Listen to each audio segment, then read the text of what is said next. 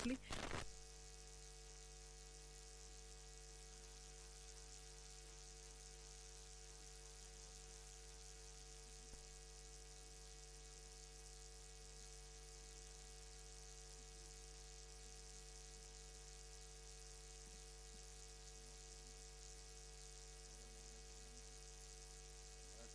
Na wema wako umetoa nyadhifa za viongozi na mabunge kwa ustawi wa jamii na utawala wa haki wa wanadamu. Takusihi utazame kwa neema nyingi sisi watumishi wako ambao umeridhika kutuita tutekeleze shughuli muhimu za jamhuri yetu. Takuomba uteremshie baraka zako sisi tuliokutanika hapa na utujalie tuyatende na kufikiria mambo yote yatakayofikishwa mbele yetu kwa njia ya haki na uaminifu, ili utukufu na sifa zako ziendelezwe na ili kustawisha amani, ufanisi na heri ya nchi yetu na wale ambao haja zao umezikabidhi mikononi mwetu. Amen.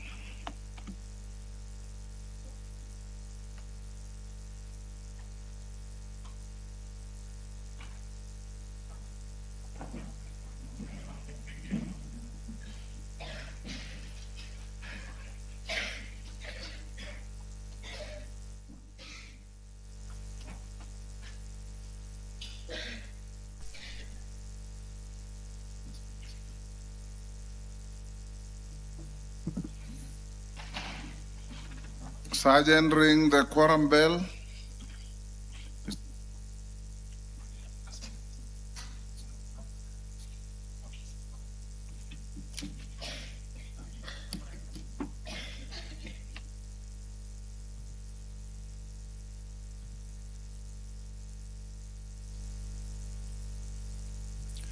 So as we wait for the quorum to be attained, let's continue to take a look at the priority business, or some of the priority business that the members of the National Assembly this afternoon, as they sit for this plenary sitting, shall be considering. The County Assembly Services Amendment Bill, originating from the Senate and co-sponsored by the Chairperson, Departmental Committee on Labour, is lined up for consideration at the second reading stage, meaning that debate on it is or rather will be taking place at this particular stage.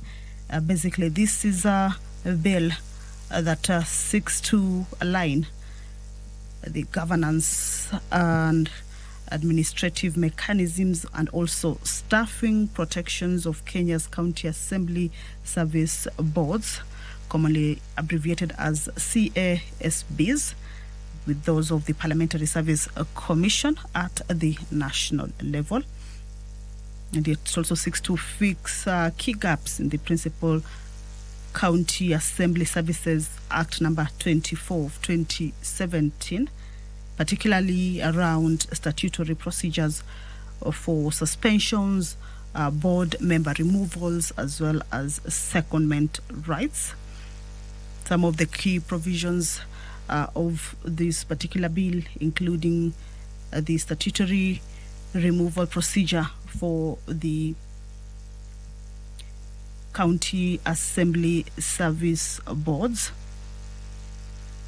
including petitions, that is, petitions for the removal of a board member must be formally submitted to the office of the respective clerk in a prescribed form. Also, the referral has to be done within 7 days of receiving a petition, that the Speaker must present it to the Assembly, which then commits it to an 11-member select committee tasked with investigating the matter within 10 days. This also offers a fair hearing, that the affected member maintains the right to appear before the select committee and be represented by an advocate. If allegations are unsubstantiated, proceedings are immediately terminated. Yet another key provision of the bill is a standardized procedure for suspending a clerk. That due process includes that before suspending a clerk under Section 22, the board must issue written grounds for the suspension, give the clerk 7 days to respond in writing, and afford them an opportunity to appear in person to exculpate themselves. There's also time limit that the it caps any single suspension period at a maximum of 6 months. So this is a bill that the National Assembly members shall be able to consider. If there are any amendments that they might deem fit to propose, they shall also be doing that, and then also consider the bill at the committee of the whole house before it moves into the next stage.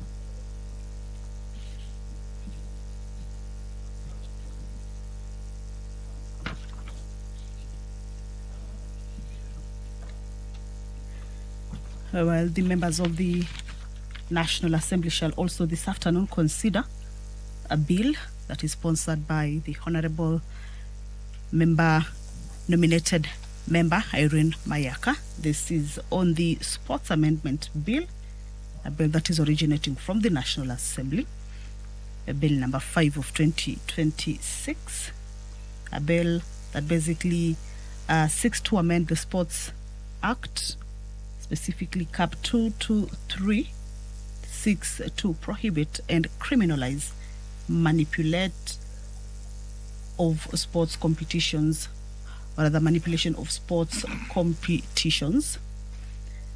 In this particular bill, there are amendments including of Section 58 of the Act to include appeals from Sports Kenya dealing with the manipulation of a sports competition in the jurisdiction of the Sports Tribunal.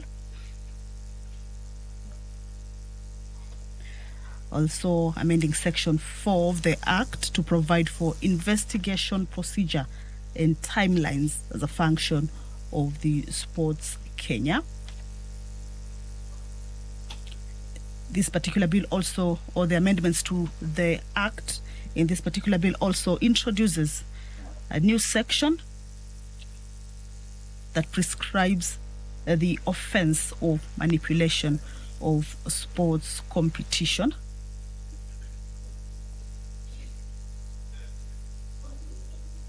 So it is a very short bill, just about 5 clauses, and therefore it's part of the priority business that has been lined up for consideration this afternoon as the House sits for the plenary sitting this afternoon, the 29th day of July, the year 2020. Chepkonga, can you be the whip?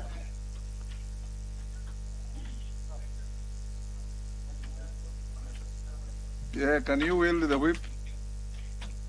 Oundo, be the whip. Yes, yes, it's allowed.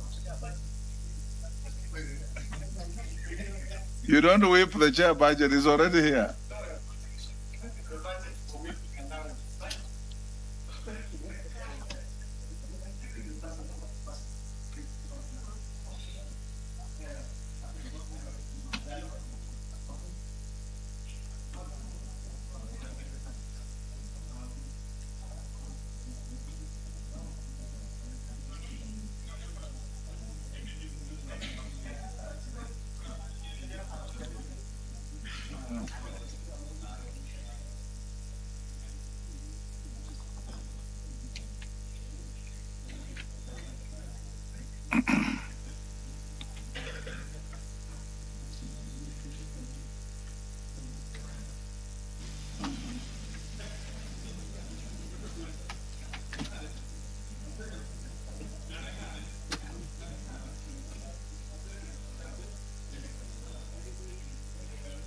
Related meetings.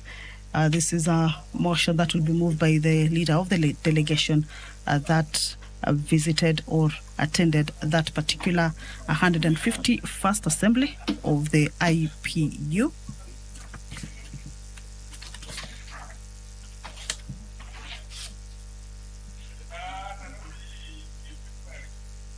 That the IPU meeting that was held in Geneva, Switzerland, from the 19th to the 23rd of October, the year 2025. And this is a report that was laid on the table of the House on Wednesday, the 11th of March, the year 2026. This is a motion that has also been lined up as part of the priority business that the members will be looking to consider this afternoon.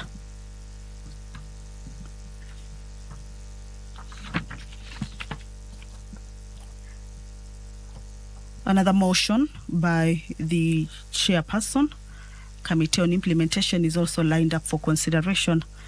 This regards the second report basically on the status of reports on petitions and resolutions that the House passed, or the committee passed, the House passed and was laid on the table of the House on Thursday, the 26th of October, the year 2023. This is a report on the status of reports on petitions and resolutions that are passed by the House.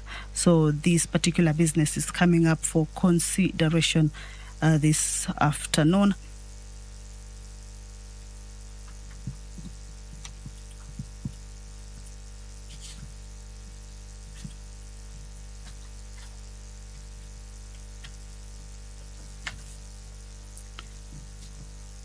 The members of the National Assembly this afternoon shall also take into consideration yet another motion. This regards the proposal to amend the Consumer Protection Act.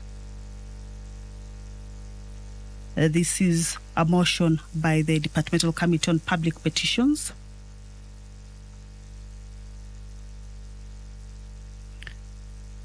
And the committee is proposing that that particular report be adopted regarding the proposal to amend the Consumer Protection Act to provide for the in duplum rule that was laid on the table of the House on Wednesday, the 1st of April, the year 2026.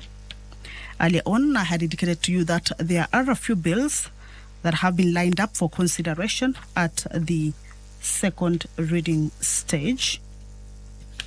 That means that they are due for debate, that they have gone through public participation and have been brought before the floor of the House for them to undergo debate, for members to ventilate on the contents.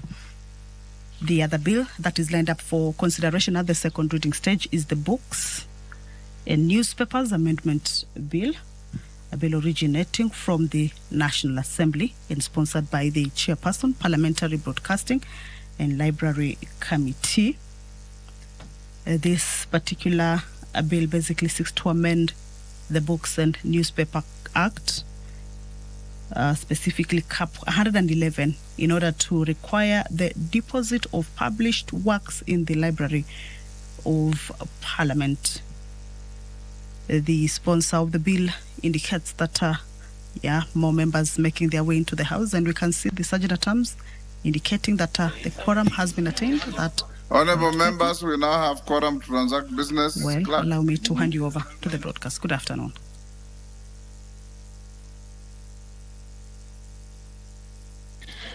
Order number 1, administration of oath.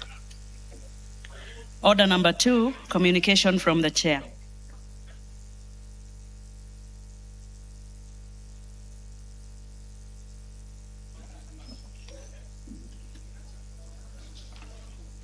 Members on their feet, take your seats.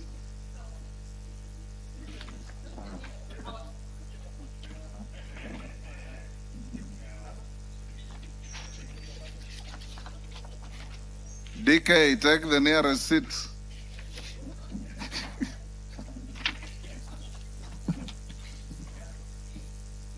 Honourable members, I've got 2 short communications. The first one, I wish to inform the House that I have received and acceded to a request from the National Government Constituencies Development Fund Board seeking to engage with honourable members on various matters relating to the fund. I therefore invite all honourable members of the National Assembly to a Speaker's Kamkunji to be held tomorrow, Thursday, 30th July, 2026 at 10 a.m. in this chamber. The NGCDF board will appraise members on the following matters relating to the fund Number 1, the status of disbursement of funds and project implementation for the financial year 2025-2026 and preceding fiscal years. B, proposed ceilings for allocations for the financial year 2026-27. And 3, project identification for the financial year 2026-2027. So you are all welcome. Be seated by 10. We'll give it 1.5 hours, by which time we should be done. The second communication, members at the bar, take the nearest seats.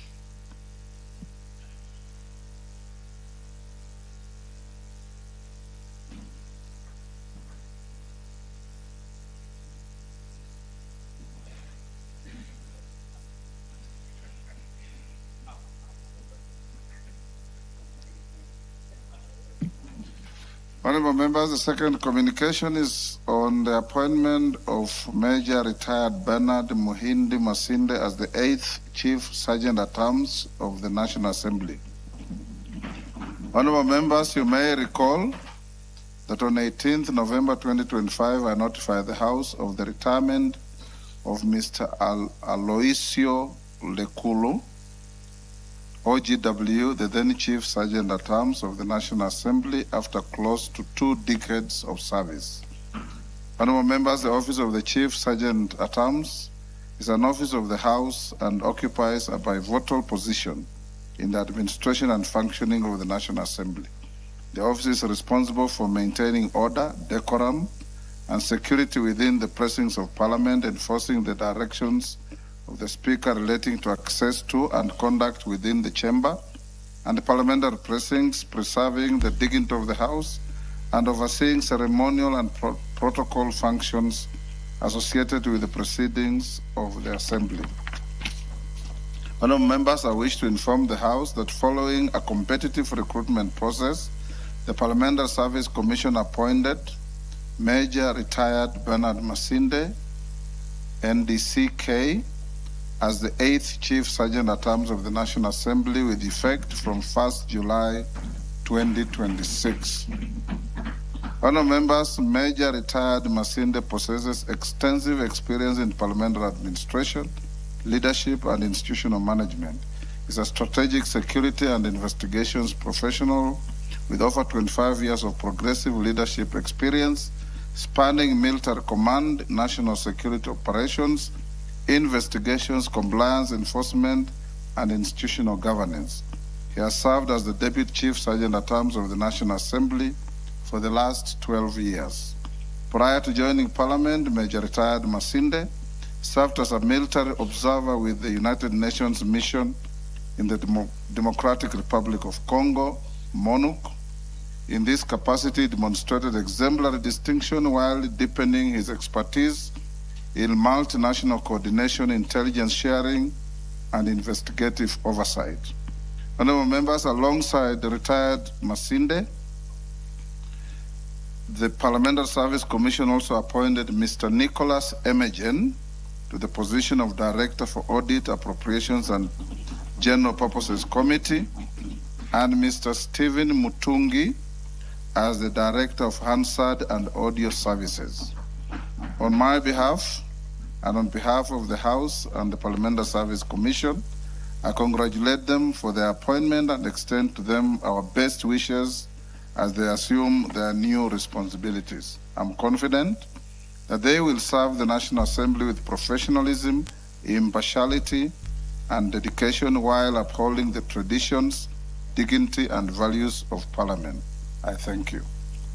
While still on my feet, let me acknowledge in the public gallery, Sekenani School from Narok West, Narok, Webuye SCK School from Webuye East, Bungoma. In the Speaker's Gallery, God Siboche Secondary School from Muriri, Migori. Ndindune Secondary School from Mara, Tarakaniti.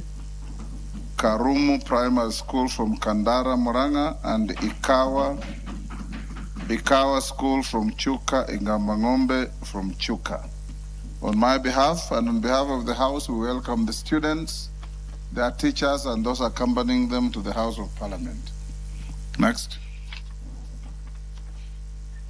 Order number 3, messages. Order number 4, petitions. Order number 5, papers. No, not yet. Majority Leader.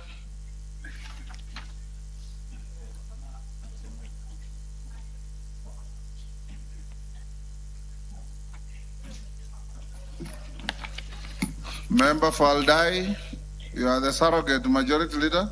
It looks like, thank you. Go ahead. Honorable Speaker, I beg to lay the following papers on the table of the House today, Wednesday, 29 July 2026. First is report on the Auditor General and financial statements for the year ended 30th June 2025, and the certificates therein in respect of the following. 1, AIC Morop Girls Secondary School, Chogoria Girls High School, Enomatasiani Girls Secondary School, Karima Girls High School, Kenyanya Secondary School, Kaborok Girls Secondary School, Koelel Forces Academy, Kirobon Girls High School, Limuru Girls School, Mahiga Girls Secondary School, Meru School, Nakuru High School, Our Lady of Mount Carmel Mary Hill Girls High School, Pangani Girls School, St. George's Girls Secondary School, St. Matthias Mulumba Matinyani Boys School, and Stella Maris Othaya Girls High School.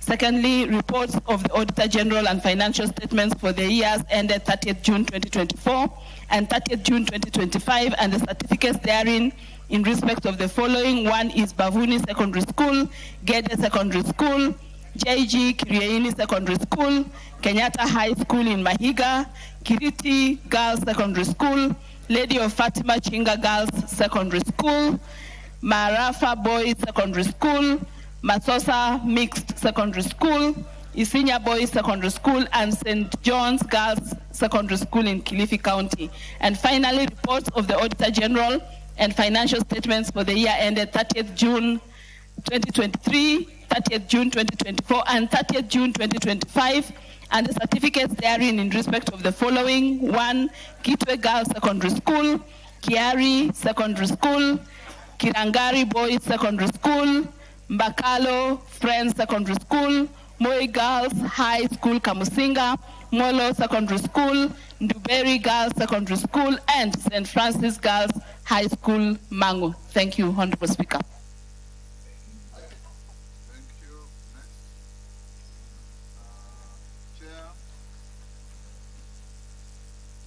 Chair, Budget and Appropriations, Honorable Atandi.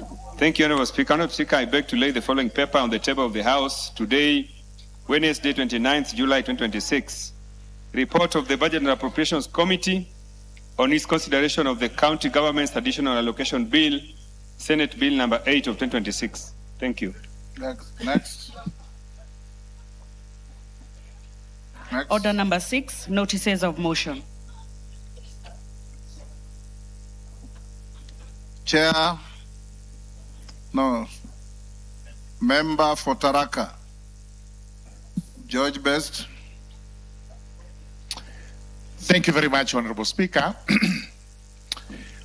Honorable Speaker, I wish to give notice of the following motion on the establishment of a policy on the recruitment and remuneration of community health promoters on a permanent and pensionable basis. That aware that the community health promoters, who are popularly known as CHPs, play an integral role in the delivery of primary health care at the community level by providing basic health services, including health promotion and education, disease prevention and early detection, support for maternal and child health interventions, and community mobilization. Further aware that community health promoters serve as the first point of contact between households and the formal health system. Concerned that despite their important contribution to the realization of the universal health coverage and the attainment of the highest attainable standard of health under Article 43(1) of the Constitution, community health promoters continue to discharge these critical duties with inadequate facilitation and insufficient remuneration. Acknowledging that proper facilitation, motivation, and fair remuneration of community health promoters would enhance service delivery, strengthen preventive health care, and reduce pressure on health facilities. Cognizant of the fact that health policy is a function of the national government, now therefore this House resolves that the national government formulates and implements a policy framework to guide on the recruitment and remuneration of the community health promoters across the country. Thank you very much, Honorable Speaker. While on my feet, Honorable Speaker, this is quite an important motion. I appeal to you as the chair of the House Business Committee to actually give this priority. Thank you very much, Honorable Speaker. The request noted. Next. Order number 7, questions and statements.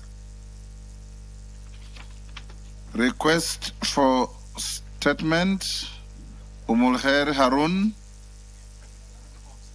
Is this response or request? Response. Tongoyo, this is yours. Is Umulkhair in the house? Yes. Thank you, Honorable Speaker. Go ahead. In response to Honorable Umiri's statement being sought regarding the insecurity in Kambi Samaki Garissa, I want to respond as follows. In 2021, a boundary dispute arose between Garissa and Isiolo County in the area surrounding Kambi Samaki Primary School. The dispute, occasioned by contested administrative and jurisdiction land boundary, escalated into violent clashes between members of the Somali and Borana community. Conflict resulted in loss of lives, displacement of residents, and heightened insecurity within the affected area.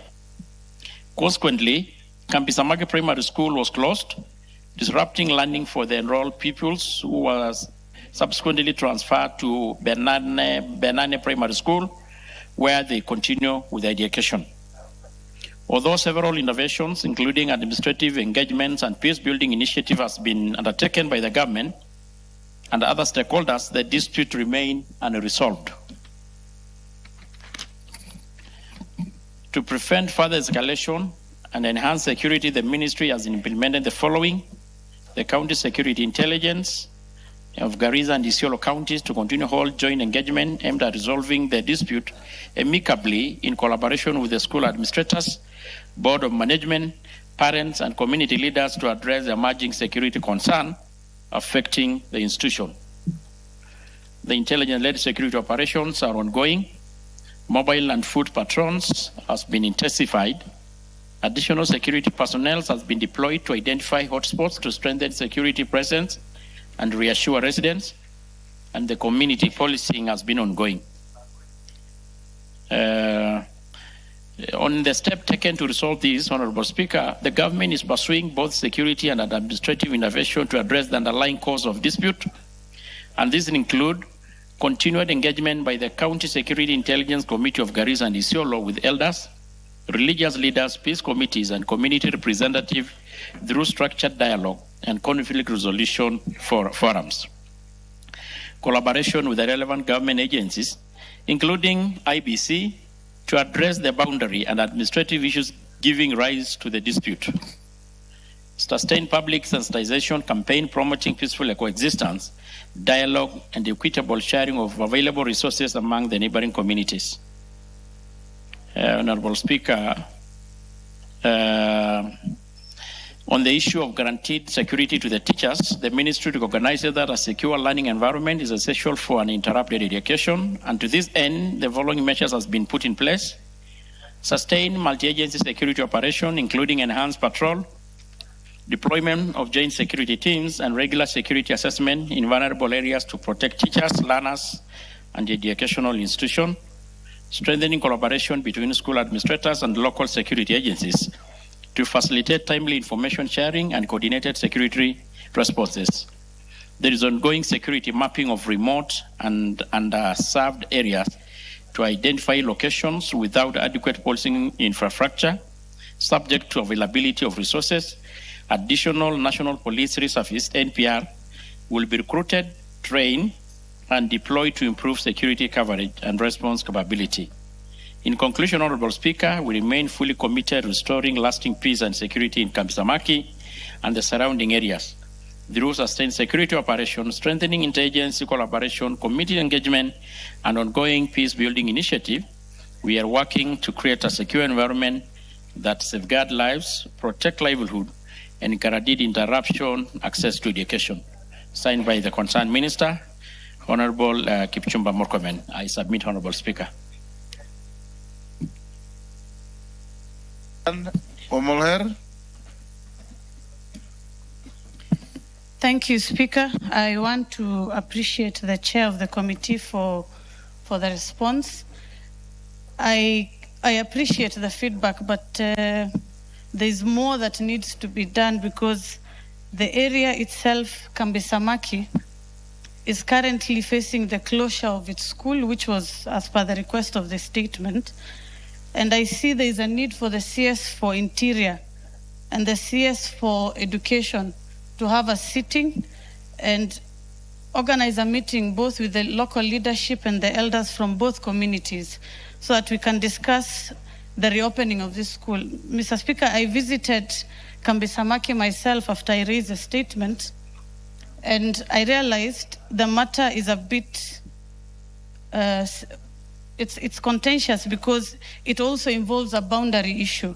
And boundary issues now become a motive because it involves land that belongs to both Isiolo County and Garissa County. And for us to open the school and avoid any skirmishes and future wars and crises like what happened before, it is important that both communities sit down to be able to successfully open the school.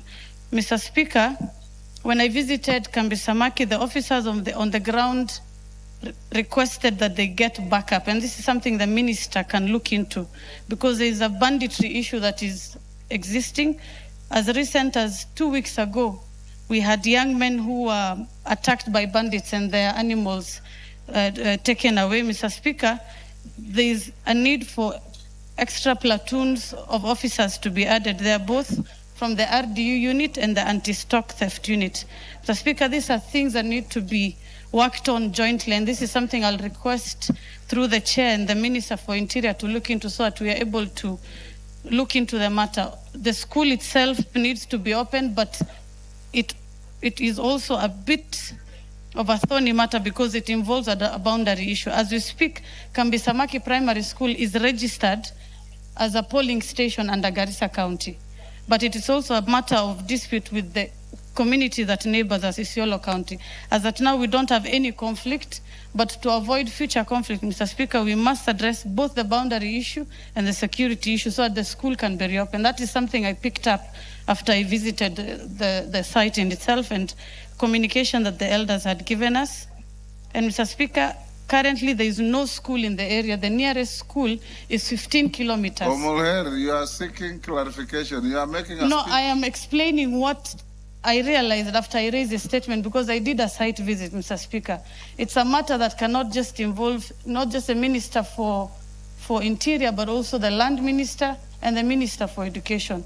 If we look into this from a security issue, Mr. Speaker, it will open a lot of Pandora boxes, and we don't want what happened in 2021 to recur again. And for us to do that, we must address the needful. Thank you, Mr. Speaker. Yes, Professor Jaldeza. Thank you, Mr. Speaker, sir. I need to appeal to our brothers and sisters from Northeastern to avoid encroaching on Eastern Province. Because almost all the time, they encroach into other people's region, they cause conflict, and when things happen, they're the first one to make noise and rise and make noise. The Kambisamaki area you are saying around Garbatula, Isiolo South, is part of Isiolo County. Why do people from Garissa want to invade Isiolo? Order, Professor. You are totally out of order. You are totally out of order. You are members of the National Assembly of Kenya. and you can raise a question in relation to any part of this country. The only caution I give is, if you have an issue you want to raise in the House, falling within the fiscal jurisdiction of a colleague, courtesy requires that you inform them. But nothing stops the nominated MP from asking anything about Kambisamaki, whether in Isiolo or not. Tongoyo? Thank you, Honorable Speaker. In our own admission of the concerned member, she had admitted that this is a situation that goes beyond the mandate of Interior to include the Ministry of Education, Ministry of Lands, and even perhaps IBC. So, I wanted to have your attention, Speaker.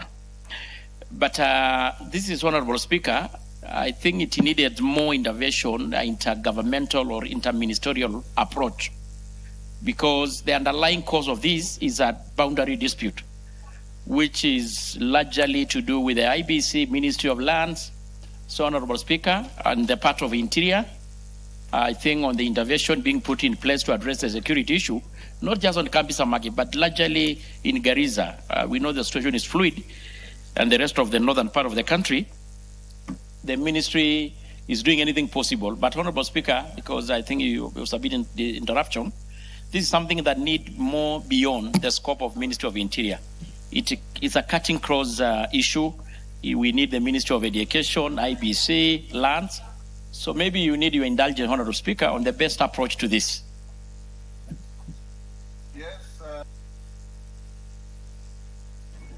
Mr. Speaker, I want to let the member from Isiolo know that I don't want what happened before to recur again.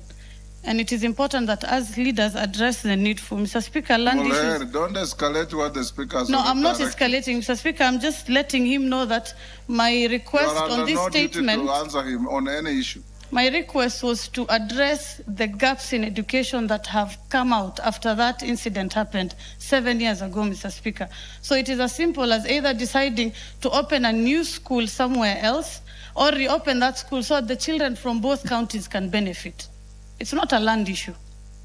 You are perfectly in order. And the protesting member is not even from Isiolo. He is from Marsabit. Yes. Next is Julia Sunguli in the house. Yes, Tongo, can you respond to Julia Sunguli's request? Thank you, Honorable Speaker. It was a little bit discussion with a member from Garissa, Major. Honorable Speaker, in regards to the issue of Honorable Sunguli, in a matter concerning the security at Angata Barikoi, Kilgoris, the Member of Parliament in particular wanted to know the circumstances surrounding the livestock theft incident, the death of the anti-stock theft unit officer. May his soul rest in eternal peace, and measures taken to investigate the case and apprehend the suspect. Yes, Baba. The reason for alleged confiscation of livestock belonging to the members of the local community, and an indication on when the livestock will be returned to the innocent residents, and the measures being taken to ensure protection of residents, restoration of law and order, and prevention of further violation of human rights in Angata Barikoi. Honorable Speaker, I want to respond as follows. On the 19th June, a known number of livestock was stolen from the Kuria community at Kuitembe area, Kuria West Sub-County within the Migori County. A contingent of police officers drawn from the Angata Barikoi police station, Angata ASTU, responded promptly with the aim of recovering the livestock and apprehending the perpetrators. The officers encountered about 40 suspected cattle rustlers armed with automatic rifles and Keturo area, Ngedale location. A fierce exchange of gunfire ensued between the two parties. During the confrontation, a police officer, number 114287 APC Joseph Owino, attached to Angata Barikoi ASTU, sustained a gunshot wound on his back near his hip joint. The officer was evacuated from the scene and rushed to Angata Barikoi Health Center, where he was pronounced dead on arrival. His body was moved to Transmara West, mortuary for preservation pending postmortem examination, and the incident was booked at Angata Barikoi Police Station, via bid number 519 of 2026 at 19 hours. On the 20th June, 2026, the postmortem examination was conducted on the body of the deceased, and the pathologist formed the opinion that the cause of death was massive hemorrhage secondary to penetrating abdominal wound sustained from the back. An inquiry file was opened to establish the circumstances surrounding the shooting and subsequent death of the officer. On the second reason for alleged confiscation of the livestock, there is no record, Honorable Speaker, of any livestock having been recovered or confiscated by the police, and no livestock is being held at Angata Barikoi Police Station or by ASU2 camp awaiting release to the members of the public. Meanwhile, effort to trace and recover the stolen livestock and apprehend the perpetrators remain ongoing. That was by the time of writing of this report. And the situation is calm, Honorable Speaker, I can confirm. I am from that area as well. Honorable Speaker, following the incident of the 24th, the Cabinet Secretary for Interior, accompanied by the Governor of Narok, and the elected leaders from the Transmara, to include the member who raised the question, and the area senator, and other leaders, engage members of the local community with the aim of promoting peace, coexistence, and de-escalating tension arising from the incident. The Cabinet Secretary directed that all civilians in possession of the illegal firearms to surrender them. In addition, the following measures have been undertaken to restore normalcy and safeguard the resident. Security agencies have been intensifying foot and mobile patrol.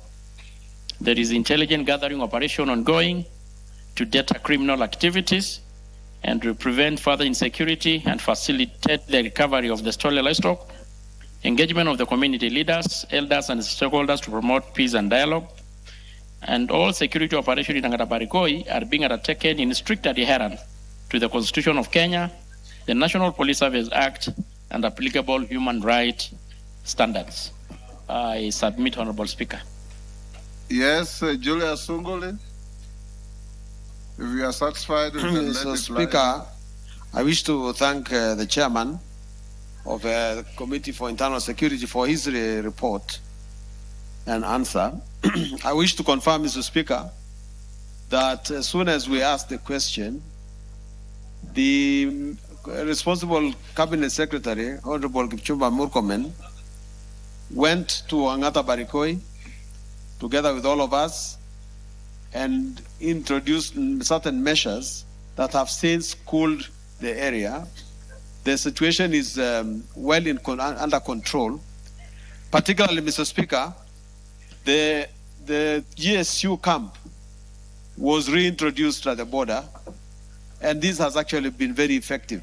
Only yesterday, about 12 cows were stolen from the area of Ngendalel, and unlike in the past, the people from Kilgoth, Transmara were able to cross to Kuria without a problem, and the GSU together with the citizens recovered 8 of those cows.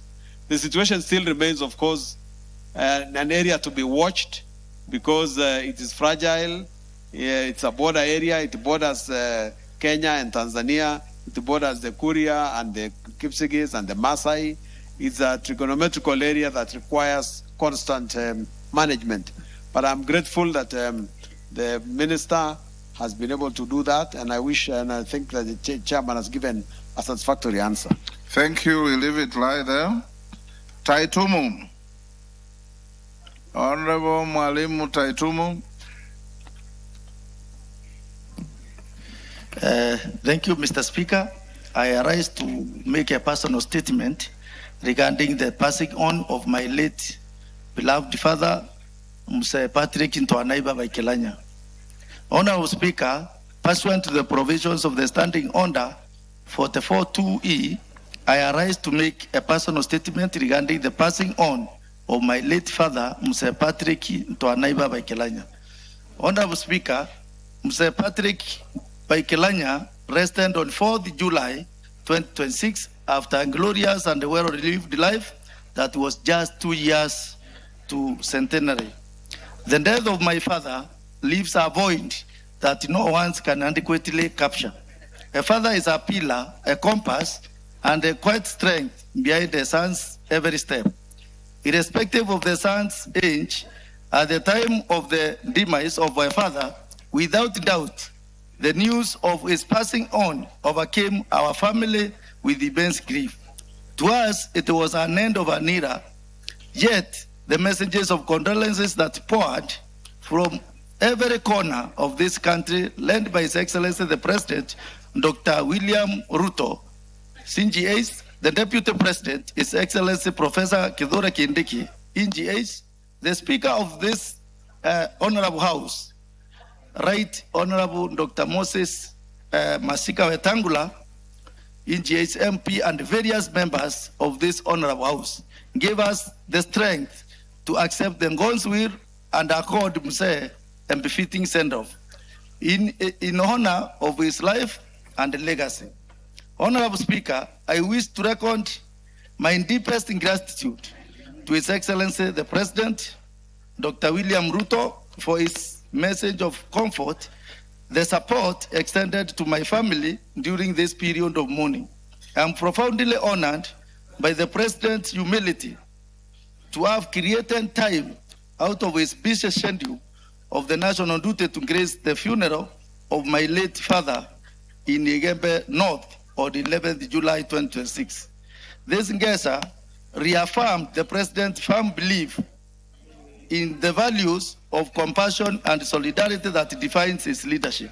I equally extend my heartfelt gratitude to you, Honorable Speaker, for the messages of condolence and the support that you accorded our family. The House leadership and my colleagues, members in this House, for personally reaching out and condoling with us, both here in Nairobi and at our rural home in Igembe North.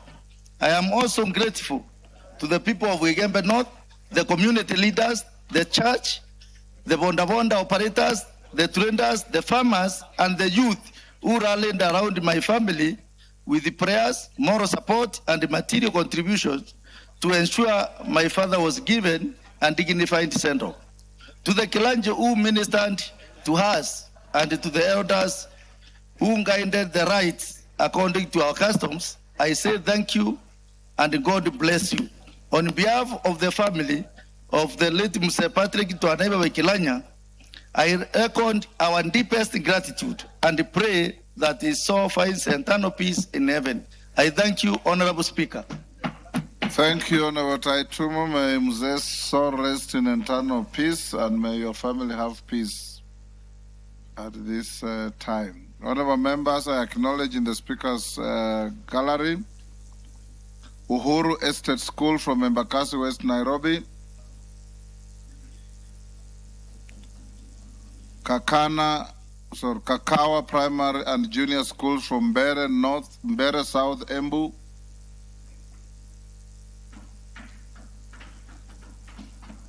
Dev Amazing Schools, Naivasha, Nakuru,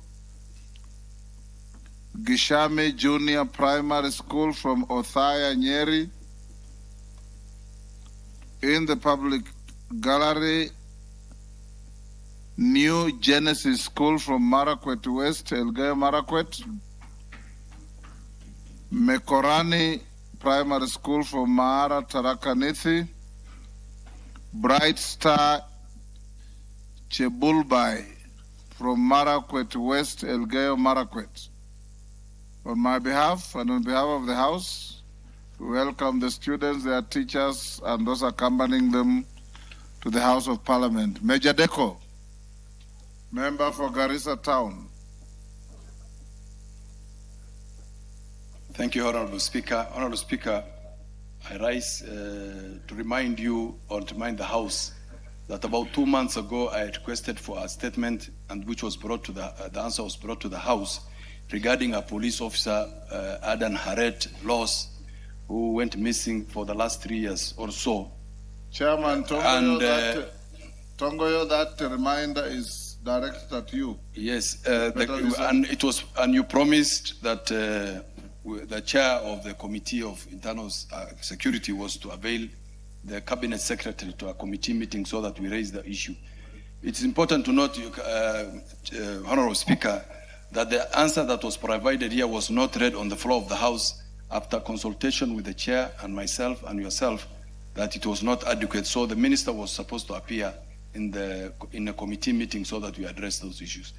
Up to now, we have no response from the chair. Tomboya, when is the minister appearing before your committee?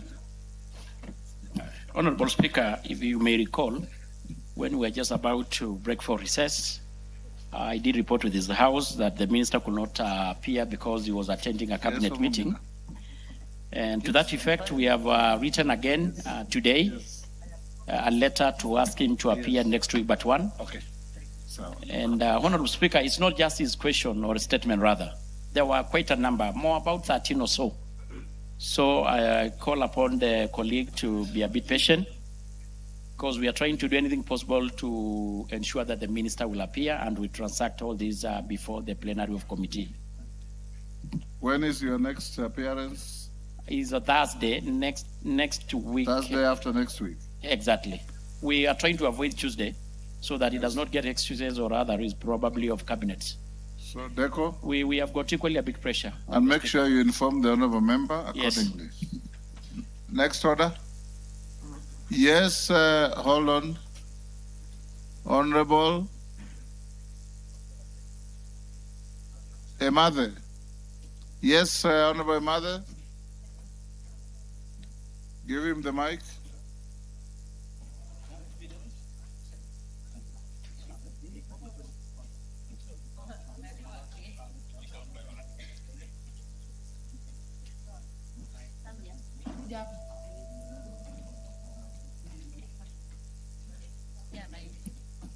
Honorable Speaker, I rise to remind that on 30th June, you ruled that I receive a response on the operationalization of NAPETET ICT Hub in Turkana Central. This ICT Hub was completed under World Bank, implemented by Kenya in 2023. Right now, it is gathering dust, and this will be the first implementation or achievement on ICT in Turkana County ever since we took government. Speaker, as we speak about ICT Hub, the students who are listening have a direct benefit on this. But in Turkana, there is nothing called ICT Hub anywhere in Turkana County. This will be the first. When can you respond?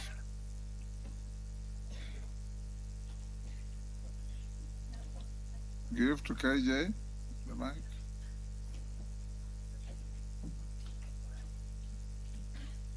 Mr. Speaker, you had already issued direction on this. Yes. And yes, the committee has burnt the midnight oil, and God willing, we shall be presenting this next week. Since Thursday, we shall be having a baraza, and the committee might not be able to process the feedback that we are getting from the ministry. And Mr. Speaker, it is only just a slight correction that in the whole plan of the digital superhighway, Turkana is one of the biggest beneficiaries with the connection of the fiber optic cable that connects our republic to the South Sudan Republic. And even more advancement has been made in such a way that we have taken cognizance of the border issues at the Elmi Triangle, which has allowed for us to have two cables, a Kenyan cable going up to where Kenya believes our border gets to, and also another cable, the one coming from South Sudan, proceeding to where Sudan would want to contest the borders to. So, Honorable Speaker, it is a great question that the Honorable Member brought to the House, and it impacts on very many other members. And so we shall be presenting a very comprehensive response, God willing, this coming week.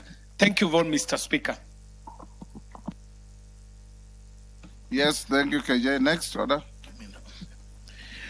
Order number 8, motion, consideration of a petition on the management of hemophilia and other bleeding disorders. Okay. Question to be put. Members on their feet, take your seats. CPA, take your seats.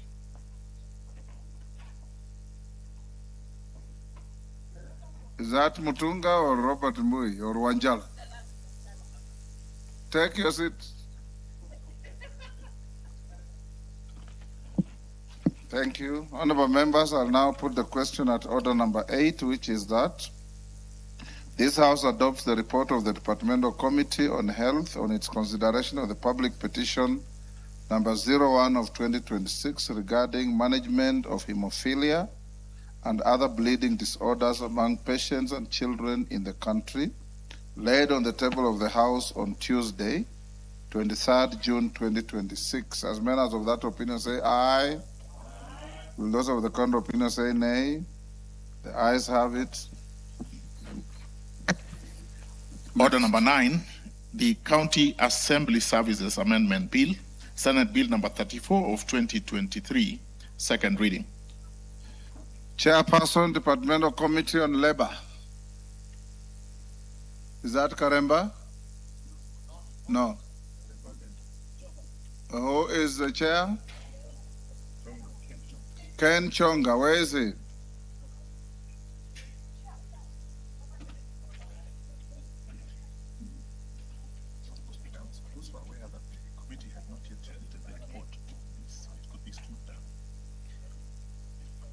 Okay, I will stand it down for now.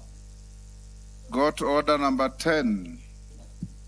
Order number 10, motion, report of the Kenya delegation to the 151st Assembly of the Interparliamentary Union, IPU, and related meetings. Who was the chair of the delegation to IPU in this regard?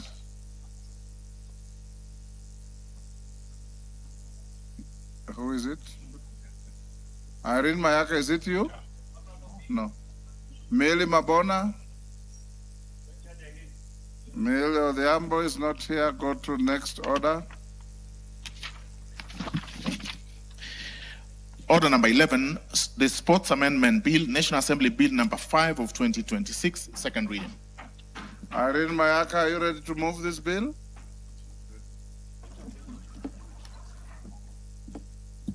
Thank you, Honorable Speaker. Honorable Speaker, I beg to move that the Sports Amendment Bill number 5 of 2026 be read a second time. Honorable Speaker, this particular bill, the main objective of the bill is actually to criminalize sports and match manipulation and match fixing in the country of Kenya. And what we've done, Honorable Speaker, is within the Sports Amendment Bill, it is that we have amended a couple of clauses so that it is in line with actually what we intend to do. Honorable Speaker, just to mention the specific sections that have been amended, we are amending Section 2 so that we introduce the definition of sports management, manipulation. Section 3 of the bill, which also just gives the specifics in terms of what it is that we are introducing and amending, and the manipulation of sports. Section 5, which also introduces the specifics in terms of the fines that will be charged. Honorable Speaker, just to give a background of this particular bill, is the legislative intent of this. Because, Honorable Speaker, we have had scenarios of match fixing, criminal offenses within the sports fraternity, but we do not have any specific laws that actually criminalize these particular vices. So for that reason, Honorable Speaker, and having looked at the various laws we have from other countries, and also the different regulations from the different federations that we have across the whole world, I thought it fit that we also have this in Kenya. Because, Honorable Speaker, sports integrity is very important for our country.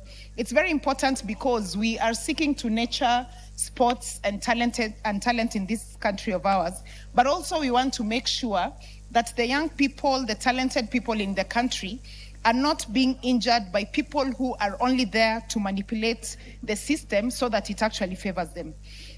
Honorable Speaker, we have had very many feedback from the public in terms of public participation of what they think about this particular bill.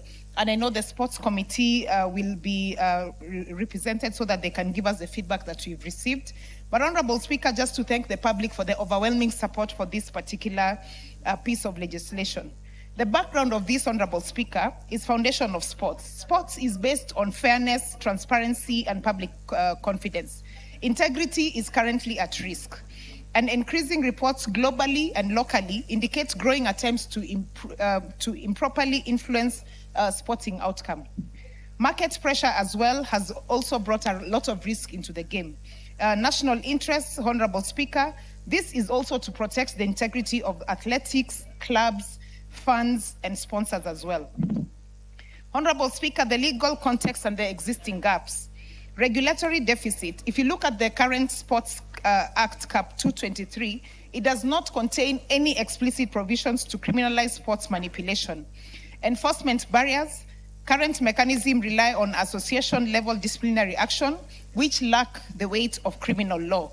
And Honorable Speaker, on this particular one, we are finding that most of the federations in this country, whether it is the Football Federation, the Basketball Federation, Netball Federation, Volleyball Federation, or the athletics part of it, when they are faced with such issues, they only do investigations within the federation, which is really not giving any particular third-party aspect or making sure that there's actual fairness where there's a criminal case. Structural weakness, the internal sporting bodies are often unequipped to handle organized criminal syndicates. And Honorable Speaker, this is where the criminal aspect comes into play so that the specific criminal investigation bodies in the country can then be charged with ensuring that they do proper investigations into this. The solution, Honorable Speaker, is amendment bridges that bridges the gap by providing criminal sanctions and stronger investigative powers. Honorable Speaker, I had the option of looking at the different laws that we have in the country. The Sports Act, the Penal Code, the Criminal Act, all these particular laws. But it was actually easier for us to amend the Sports Act Cap 2023 so that we ensure that the definition of manipulation is put in place, the criminal aspect is put in place, and the offenses are also put in place in one particular law. Honorable Speaker, looking at the current Kenyan legal framework, the Sports Act of 2013 governs sports administration but contains no explicit match-fixing offenses in our country. If you look at the Penal Code, Cap 63, it covers general fraud, e.g. Section 315, which covers matters to do with cheating, but has no dedicated match-fixing provision. If you look at the Anti-Doping Act, it focuses on banned substances, but nothing to do with match manipulation. If you look at the different sports federations, which I had alluded to, they currently rely on internal sanctions, bans, and suspensions because of the legal gap. But there's no specific criminal investigation procedure, which makes the process also become ununiform and sometimes, in some cases, largely unfair to most people. If you look at the Betting, Lottery and Gaming Act, Cap 131, Section 61 prohibits cheating at bets, but penalizes, penalties are minimal, a maximum of 6 months. Honorable Speaker, I did have a look at the international standards that are currently there, especially in terms of the popular sporting activities we have in this country. Honorable Speaker, if you look at the FIFA Code of Ethics 2023, it prohibits any involvement in match manipulation and requires reporting of corruption approaches. If you look at the FIFA Disciplinary Code of 2023, it imposes a minimum 5-year ban and a fine of 100,000 euros for anyone manipulating a match. If you look at the Macaulay Convention 2019, Honorable Speaker, and I know you're aware of this because you're a sports person, first international treaty on sports manipulation, it urges states, sports bodies, and betting operators to cooperate and to prevent, detect, and sanction fixed competitions. Honorable Speaker, a case study of some of the countries that do have the criminalizing of match-fixing laws in their countries, I give an example of Italy. The Italian laws 401/198 criminalizes fraud in sports competition, offering, promising, or accepting money or other advantages to alter any event's outcome. Penalties include 2 to 6 years imprisonment and fines for match fixing. The Italian FA Justice Code also gives a lot more emphasis on this. Notable example is the 206 Calipoli scandal, which saw some top clubs and officials face sporting criminal sanctions. And Honorable Speaker, if you remember the very famous story of some of the famous clubs like Juventus, which had to actually be relegated, some of the very stringent cases that actually made some of these big clubs fall. A case study of Brazil as well, general sports law explicitly prohibits manipulation of sports results. Any bets tied to fixed outcomes are declared void. Honorable Speaker, giving an example of the cases that we've had in Kenya that actually motivated me to bring this particular law. Some of the cases we've had are like the Nairobi City Stars. Multiple attempts league fixes of City Stars premium matches between 2021 and 2023 were uncovered, and this was the 4th attempt in 3 years for the club. In 2023, police arrested 3 suspects, Kenyan, Ugandan, and Russian, after sting operations that had offered City Star players a huge sum of money so that they can throw away the match. And Honorable Speaker, if you go into the YouTube channel and just look at some of the cases that we've had, especially in our country in Kenya in terms of match fixing, they're very sad cases because they have resulted in killing dreams for young people who really want to do their best in this particular field. The legal foundation and definition of manipulation, Honorable Speaker, as I said, Clause 3 empowers Sports Kenya with statutory authority. It gives a definition of what the unified reporting hub could look like, interagency collaboration, authorities joint investigation between Sports Kenya and national investigation agencies, statutory timelines, requiring that all investigations to be concluded within a strict 6-month period to ensure efficiency in justice, systemic oversight, centralizing the monitoring of sports integrity under a single accountable statutory bodies. The penalties that we've introduced, Honorable Speaker, and I know we had a lot of feedback from the public in terms of they feel like the penalties that I had introduced are not stringent enough. And so, Honorable Speaker, without preempting debate, the Sports Committee will be represented and they'll give us an account of some of the feedback that they did receive from different Kenyans. Honorable Speaker, in terms of professional consequences, bans and forfeitures, again, very important. One of the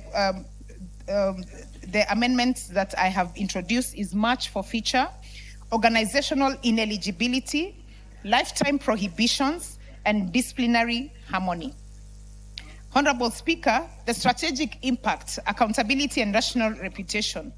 If you look at clause number 4, it gives you a detailed view of what exactly this will entail. Due to giving an example of the process via appeals, sports tribunal, global alignment, ethic governance, fiscal neutralities. Honorable Speaker, having said that, I just wish to appall the members of this House to support this particular bill. Let us, as members of Parliament, because we have constituents, we have county representation, the whole country at large that has very many sports people. And Honorable Speaker, when I speak about sports, I'm not only looking at the football space, I'm also looking at the basketball space, the netball space, the athletic space, all the sports that you can think about in this particular world. Let us, as members of National Assembly, take the frontline stage in ensuring that we are protecting the sports integrity in this country, because this will really help to ensure that we are clearing the path and making sure that sports integrity in our country is at the center front, and that anyone who seeks to come and try to prevent the young people of our country from having a fair chance at improving their talents and nurturing and growing their talents are able to do that without the fear that someone who has deep pockets can actually come in and manipulate their opportunities. Honorable Speaker, with those remarks, I wish to move the bill and ask my colleague, Honorable Charles Nguna to second. I thank you.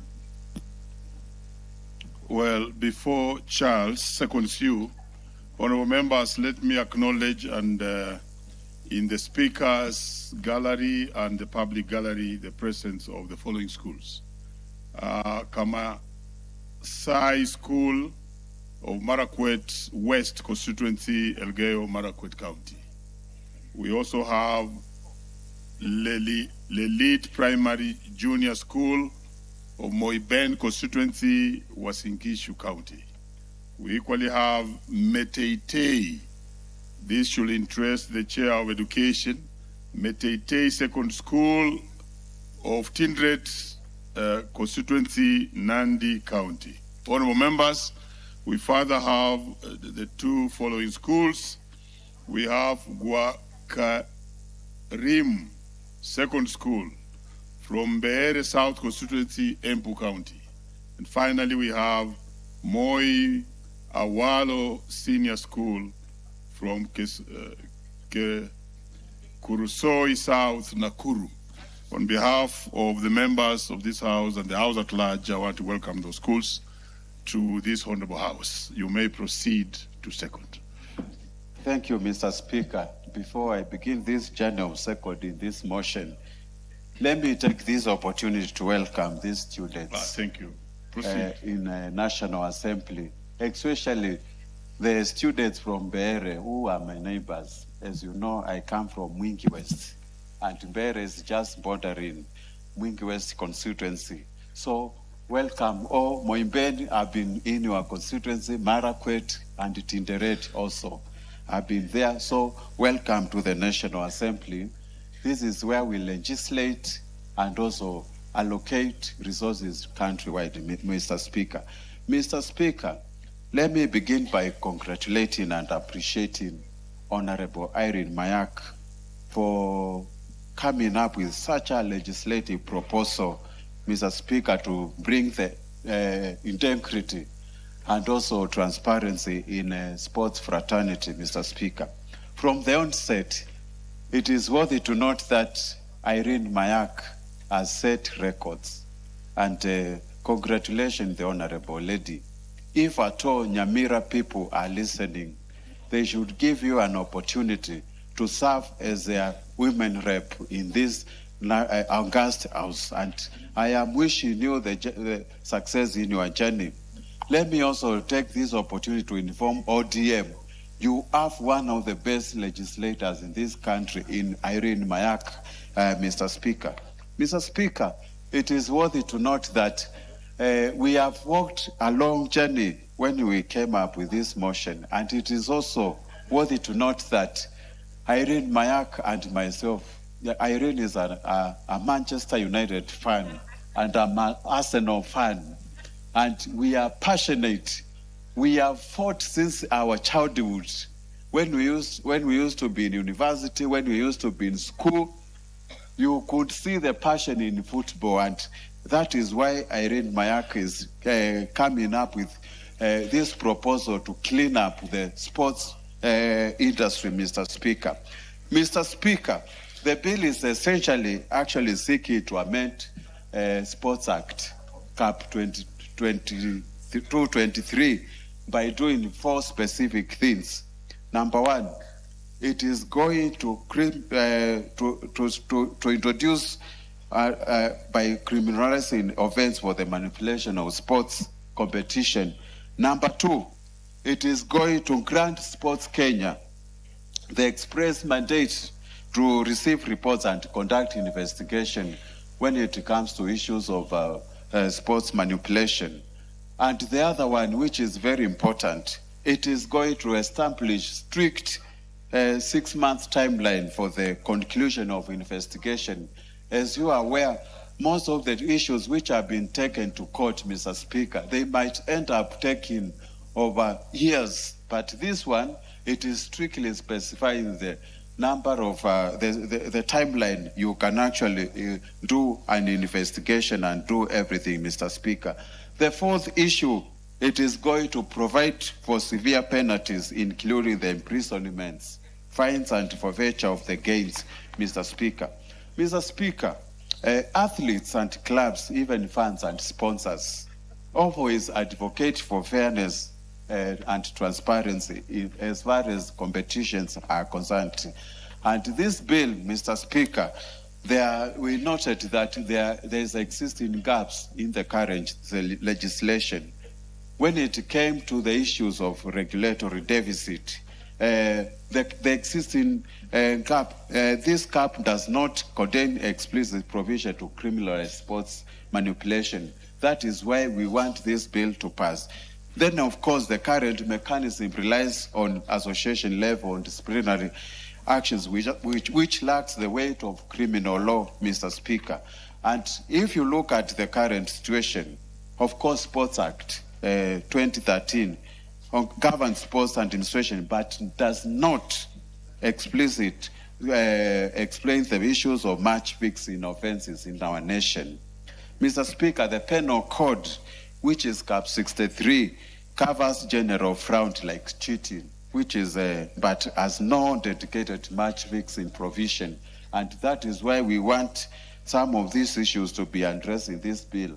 Mr. Speaker, we have been dealing with the issues of anti-doping, and it covers only bans. We have seen so many athletes being banned, but it does not actually explicitly explain issues of match manipulation, and that is why we want to come up with this. Mr. Speaker, the sports federations, which actually in Kenya we have around 40 now, currently rely on internal sanctions, but it lacks the legislative gaps there. And that is why we are seeking to align this legislative proposal with international standards. If you look at the FIFA regulations, the FIFA Code of Ethics, it prohibits any involvement in match manipulation and requires reporting of corrupt approaches. But here in Kenya, do we have it? That is why we want to align the proposed amendments to this Cap 223 to align with the FIFA Codes of Conduct. Mr. Speaker, while Irene Mayak did so much research, she researched in Italy. She has also done in Brazil, which is the record time orders, 5 times World Cups. And congratulations to Spain for winning the recent World Cup. It actually, in Brazil, any involvement with match manipulation amounts to 2 or 6 years in prison. But here in Kenya, we don't have. We are proposing anyone who is found of guilt of sports manipulation will face either 2 to 6 years of imprisonment or a fine of not more than 1 million shillings, Mr. Speaker. Some of these issues we have proposed here and legislative proposals align to other international standards. And Mr. Speaker, with those few remarks, I fully support this motion and urge members of this August House to please support it so that we can bring integrity in our sports fraternity. Thank you, Mr. Speaker. Very well seconded. Honourable members, I now do propose the question, which is that the Sports Amendment Bill, National Assembly Bill number 5 of 2026, be now read a second time. Yes, Leader. Mr. Speaker, thank you very much. And I want to first congratulate the Honorable Irene Mayaka as I take on to support her bill, the Sports Amendment Bill 2026. Honorable Speaker, this is a very fundamental piece of legislation in the sports fraternity. Mr. Speaker, this piece of legislation will revolutionize how sports administration, how sportsmen, how teams, how sports administrators behave in the space within which they are operating. Honorable Speaker, if you will be interested to know, if you look at this act, Honorable Speaker, the principal act is amended in section 4. by inserting new paragraphs, Honorable Speaker, and giving more powers to Sports Kenya. And the powers that are being given to Sports Kenya, the new powers, Honorable Speaker, include one, to receive any reports from any person who suspects acts of manipulation in any sports competition. That is one. The second important fundamental function that is now being given to Sports Kenya, Honorable Speaker, is to conduct investigation of alleged manipulation in sports competition in collaboration with other investigative agencies. Sports Kenya now is being given new important powers. Honorable Speaker, another power that is being given to Sports Kenya in the realm of stopping manipulation of sporting activities, Honorable Speaker, is the investigations referred to in subsection 1 PB shall be conducted within 6 months. There is a limitation on time, Honorable Speaker. Cases have dragged in court for many years, Honorable Speaker, over these situations. But now, Honorable Irene Mayaka, in her graciousness, has said we must do it within 6 months, Honorable Speaker. But fundamentally, Honorable Speaker, are the changes that are coming in when we are looking at Section 64 of the Principal Act. Mr. Speaker, the mover of this bill is introducing Section 64A, which actually is very fundamental. A person who participates directly or indirectly, or aids, enables, or assists in the manipulation of a sports competition commits an offense and shall be liable on conviction to imprisonment for a term not exceeding 1 year, or to a fine not exceeding 1 million. I would have suggested 5 million, but the Honorable Irene Mayaka thinks 1 million is okay. But these days, 1 million is easy to come by. Honorable Speaker, we should have gone to 5 million so that teams, Honorable Speaker, a team trains, people invest money, they invest energy, they invest a lot of things. They come to a match in a tournament, and one person, either a coach, an administrator, or a player, compromises the whole team by compromising with some people, and therefore you lose a match because that person will be given money at the end of it. That's an offense, that's criminal, and it must be stopped. And I like the way Irene Mayaka has put it here, Honorable Speaker. Again, Honorable Speaker, in Part 2 of 64, where a professional sports person, and I like the word professional sports person, or a club engages in conduct described in Section 1, the club or the association to which they belong may be sanctioned with the forfeiture of the match in question, or may be declared. Honorable Speaker, the one who compromises and the one who is compromised. The one who compromises is being dealt with in Section 2, the Part 2 here, Honorable Speaker. There was a time we had, I don't know whether it is true, Mr. Speaker, you are a sports person. But I hear there was a time when Gor Mahia, is it Gor Mahia, Mr. Speaker? Yeah. I think they were playing against FC Leopards. Sudan. Yeah. And Kenya lost the match because one of the goalkeepers, I don't know whether it's a goalkeeper or whoever, had taken a bribe. And the match was lost. Now, in this case, Honorable Speaker, the one who has been manipulated must be jailed and pay a fine. And the one who also manipulated must also face the consequences, Honorable Speaker. And that is why Part 2 is very important. Part 3, Honorable Speaker, where the offender is a club. Sometimes clubs sit to plan to manipulate, or clubs sit to plan to be manipulated, Honorable Speaker. That one too must be sanctioned. That one too must. And where the offender gains any proceeds, and sometimes, my friend Oundo here, professor, who is a very able debater, and I hope the members of Funyula will re-elect him on a UDA ticket. Honorable Speaker, because where he's going to lose. But if he vies on a UDA ticket, he might win, or broad-based, he might win, Honorable Speaker. I know, he's a man of integrity, and he wouldn't want to see sports being manipulated. And therefore, I'm sure he will support where the offender gains any proceeds or benefits as a result of sports manipulation, he shall be subjected to forfeiture. Whatever amount you receive, you must forfeit it. So that, because crime does not pay, we must make sure that sports manipulation, criminals and crimes never pay anyone. You must forfeit the funds and bring the money back, Honorable Speaker.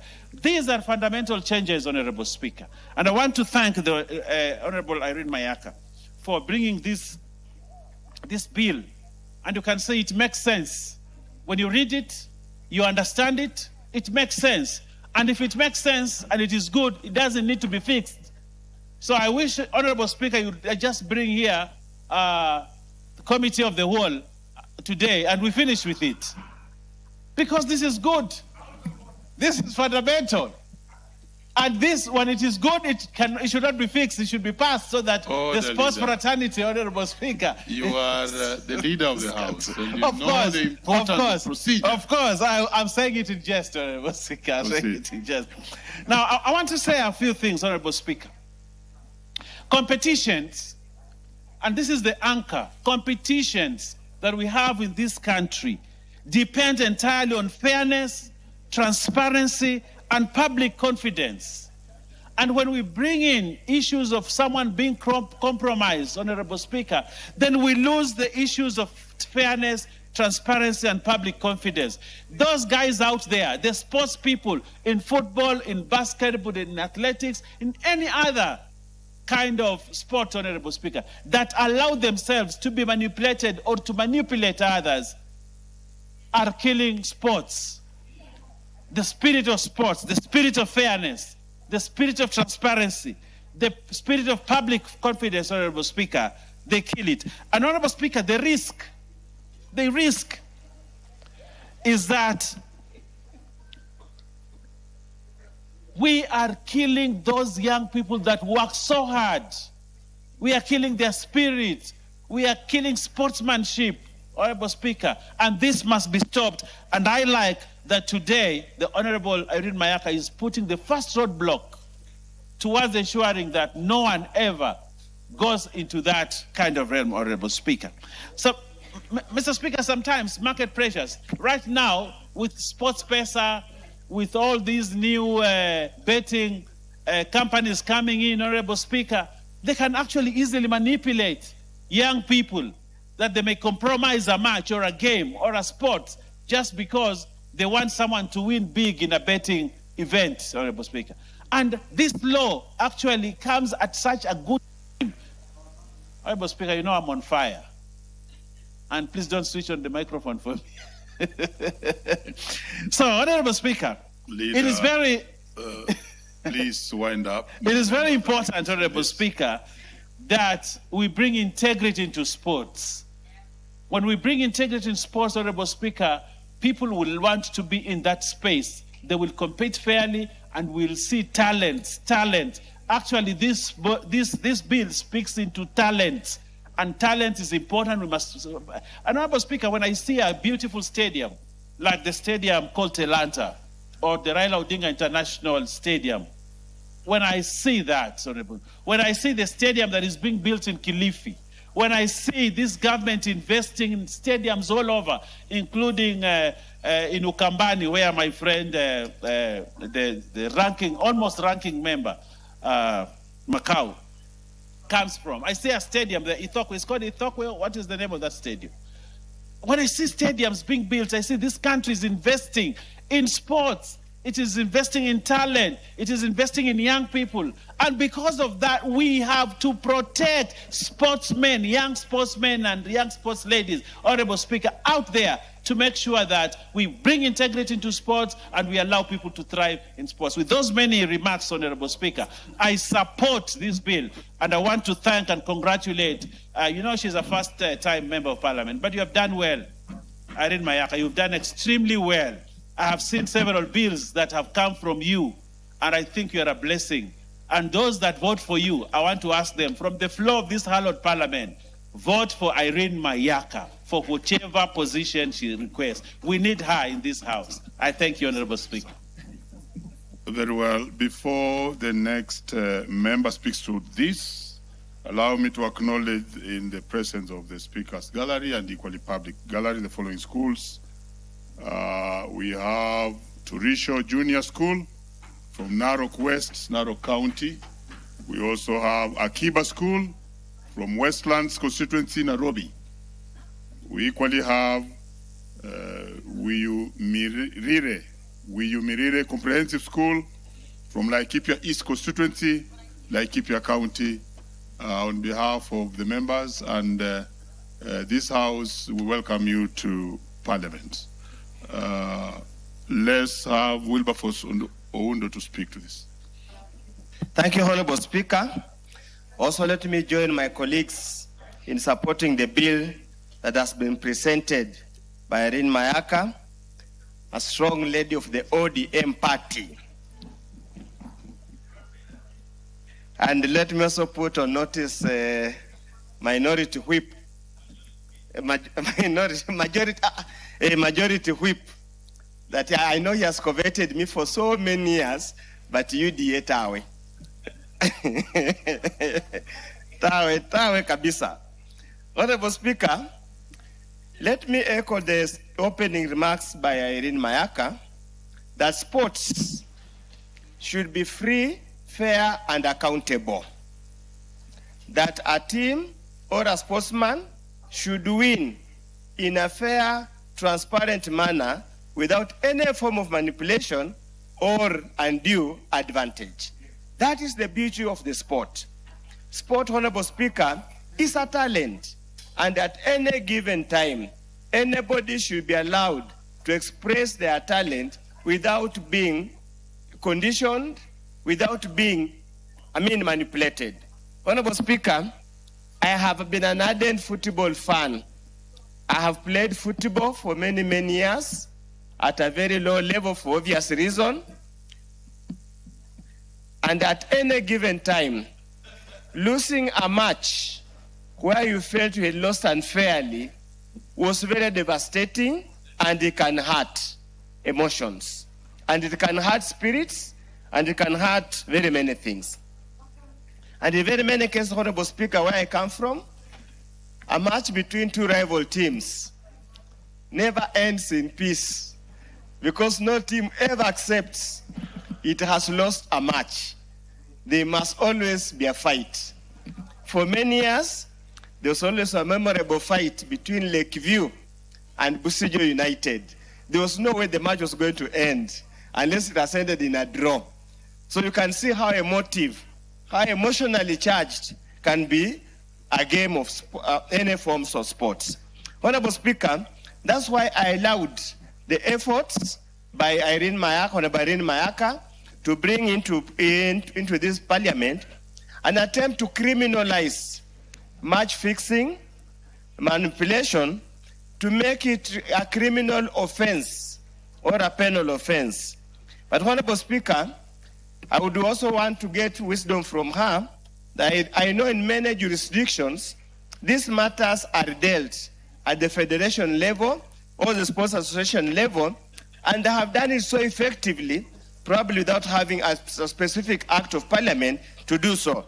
But I'll work with her wisdom, noting the weaknesses of many of our sports federations and our sports club in this country.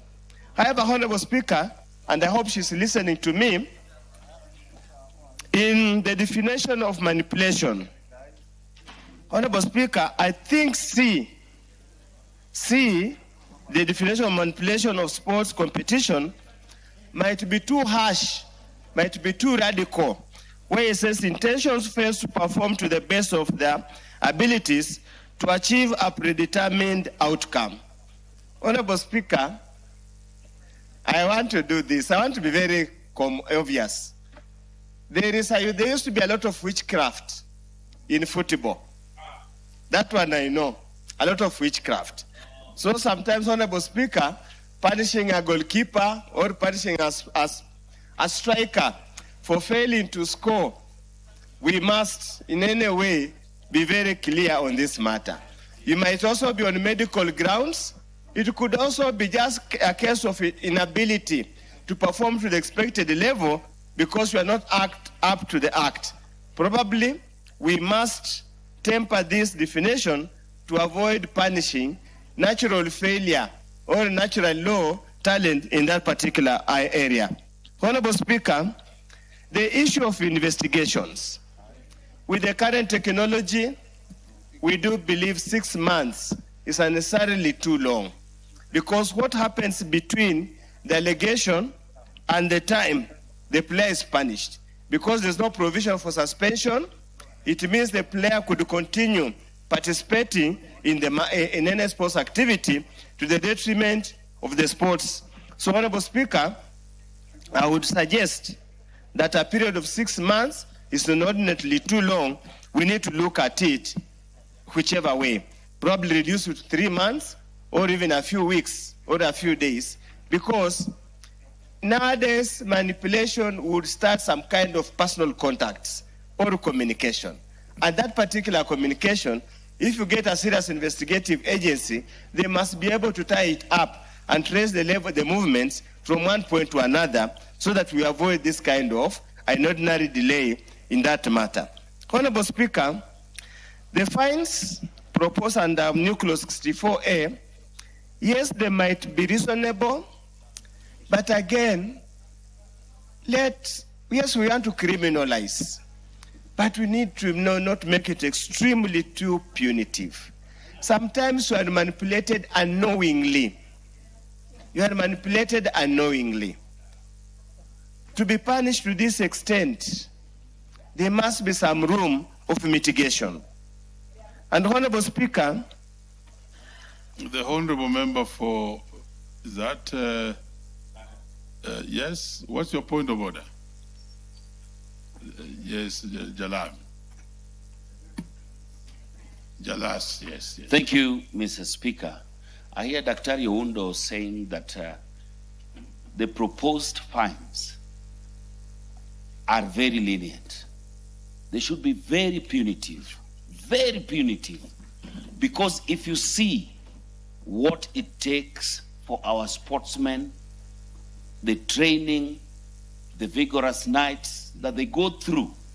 Mr. Speaker, you yourself, you are a sportsman, and I've seen you participate even in the Bunge FC. Can you imagine if you are going to a match after all this training, then it is a predetermined outcome, or you are part of a team that its members have decided how the match and the scores will be. It's almost like betting. It is almost like wasting people's time. You don't have to wake up, you don't have to train if people have already determined what the scores will be. I think these proposed fines are actually very okay. Very well, and Mr. Oundo, you yourself, you are a sports person. I don't know, that's why you actually played football in low levels. Order. Chair, Honorable Speaker, let's be proportionate to the awards to the tournament. We used to run CDF tournaments where the awards was 100, 200. Punishing somebody who allegedly conspired to manipulate a game. You are asking him to pay 1 million, and probably what he took home, the award is only 100,000 for the winning team. That's why I'm saying we need to be proportionate. Oundo, speak to the matter. We shall have the third reading. Yes, we need to be proportionate. I totally agree, Honorable Speaker, that whatever we establish that there was financial inducement, that must be forfeited. That must be forfeited to the state, because that is extremely unfair. But Honorable Speaker, for us even to start thinking of criminalizing, even putting into law, a matter of integrity goes to the depth, to the heart of the character of this society. Honorable Speaker, we have been conditioned to such an extent that winning seems to be everything. We have pushed our children. We have pushed everybody to an extent that failing to win becomes a source of humiliation. If only we could take sports as a sports, we could take political competition as political competition, that let the people decide. We will never need to get into this legislation. Let people go and compete. Let them go and compete just like anybody else. Honorable Speaker, just like when we used to be young, you'd go to a dance, a night dance, and whoever dances best is one who takes the girl. And there was never war. There was never any fight. There was no manipulation. It was easy. There was no financial inducement, Honorable Speaker. Why can't society get to that level? What stops us doing that, Honorable Speaker? With those few remarks, I support, and I also congratulate Irene. You're on the right part of history, but come where people are. So that we want you back in this house in the 14th Parliament. Linda Mwananchi is where people are. Thank you, Honorable. Honorable KJ. Yes, Mr. Speaker, this is Parliament at work, and I must congratulate my former colleague in our CII committee, who is proving to be a really effective member of Parliament with such amazing legislative proposals as the one that is before us. Mr. Speaker, I do stand to support the amendments that are being proposed by Honorable Irene Nyakerero Mayaka. Mr. Speaker, the reason for supporting these amendments is because I see the legislative effort that the lady is putting into this bill. In clause 2, the Honorable Irene Nyakerero is looking to define manipulation, especially in football matches, Mr. Speaker. And we all know, even watching what has just ended, the World Cup, we know what manipulation does to the sporting game, to the beautiful game, and the effect it has even on the posterity, not only of the players, but also of the game, but even more so, the integrity, Mr. Speaker. And so, she is suggesting that we should input a comprehensive 5-part statutory definition that is covering the critical issues of bribery, of conspiracy, of deliberate underperformance, where teams just decide to give away a match, misuse of insider information, and coercion. And this, Mr. Speaker, if it were the only amendment, it would make grand changes to how the game is played in this country, Mr. Speaker. In clause 3, the Honorable Nyakerero is asking that we should look at the investigative powers for Sports Kenya. And she's seeking to amend Section 4, Cap 233, which grants Sports Kenya 2 new functions. She is seeking for us to input the power to receive reports of suspected manipulation, and she's also looking to see that if we can look at the mandate to conduct investigations in collaboration with other agencies, as she has provided for in the paragraphs PB. Mr. Speaker, this becomes of great concern to us as Kenyans. Even as we spoke about political integrity, we know how emotive football can get. And we also know that when we speak about corruption, Mr. Speaker, corruption is a vice that pervades beyond just the public offices we speak about, all the way into sporting offices, Mr. Speaker. Mr. Speaker, one of the key reasons that I stand to support this is because of the matters that Honorable Nyakerero brings, where she is seeking to extend the Sports Dispute Tribunal jurisdiction to be able to hear appeals that are arising specifically from Sports Kenya's decisions on manipulation. Mr. Speaker, if we do this, we start walking in the direction of cleaning up the beautiful sport in the Republic. Mr. Speaker, we have to understand that we are legislating at a time when sport is changing drastically, Mr. Speaker. If you looked at the interest in this, in the football of our country, that the interest that is shown by even the betting firms, it ought to tell you, Mr. Speaker, that this law is needed as soon as yesterday. People are placing massive bets on every match that is being played in our stadiums, Mr. Speaker. And so, with this explosion of sports betting, we also must regulate the game so that the game is not manipulated by these people who are in the betting, Mr. Speaker, where we get a case of the tail wagging the dog, where we would want for the dog to be wagging the tail. Mr. Speaker, sports betting becomes a big component of sport globally. But in Kenya, Mr. Speaker, if you were to look at the monies that are in sports betting in our country today, then you would see the reason why it is important for us to institute these changes that Honorable Nyakererio is asking us to do. Mr. Speaker, in clause 5, Honorable Nyakererio is looking to work on the enforcement. Mr. Speaker, there has to be a big stick wielded to ensure the sanity of the game, this very beautiful game. And it becomes even more important, Mr. Speaker, as Kenya seeks to host international derbies and tournaments. Mr. Speaker, not too far away from where I live, not too far away from our constituency. In fact, it is across the road. In Honorable Jalango's constituency, there is a new massive sports establishment coming up in the name of the Raila Odinga Talanta Stadium, Mr. Speaker. And you can imagine the sporting business that comes about with the improvement of stadia and the improvement of sporting facilities across the country. Not less, Mr. Speaker, the very new stadia that are being built around the country. Mr. Speaker, this parliament is also on record working with the Youth Fund to institute another level of sporting stadia across the Republic, Mr. Speaker, beyond the stadiums that are being built by the national government. This is telling us something, Mr. Speaker, that this parliament has to be alive to the fact that by acting on the sports legislation and laws, we are not only speaking to sport, we are speaking to the livelihood of the people that we represent.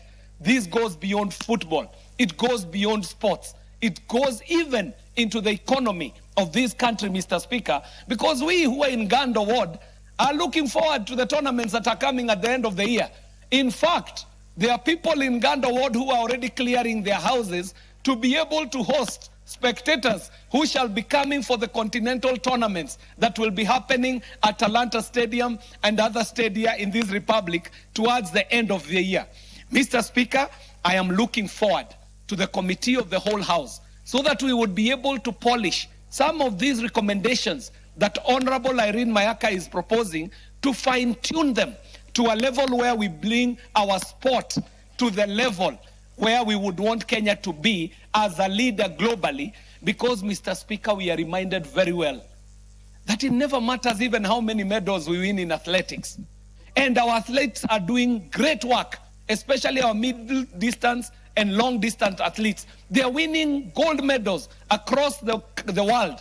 However, football remains the sport of our country. In every sense of the word, football is our national sport as a Republic of Kenya, Mr. Speaker. And I am coming from a constituency that has produced national stars in football. We are creating stars that go beyond our borders, Mr. Speaker. When we talk about the Dennis Olieches of this world, when we talk about the Marigas of this world, when we talk about the leagues that are playing in the Goreti South constituency, up to and including the tournaments that I was hosting this last weekend and the previous weekend, where we were able to beat some teams from Jalango's constituency, but unfortunately, Mr. Speaker, Jalango ran away with the cup, even when he was playing in our home soil, Mr. Speaker. And this speaks to sport development and the role of the leaders, especially members of parliament. And we are doing this at a time when we know, Mr. Speaker, that NGCDF can no longer be able to fund our sports tournament in the constituency, Mr. Speaker. And so I shall end by saying that because the Constitution devolved sporting and sports promotion to our county governments, we must call upon our governors to take up sports as seriously as they should. we should see governors investing heavily, not only in infrastructure, but also in the youth development of our sports people.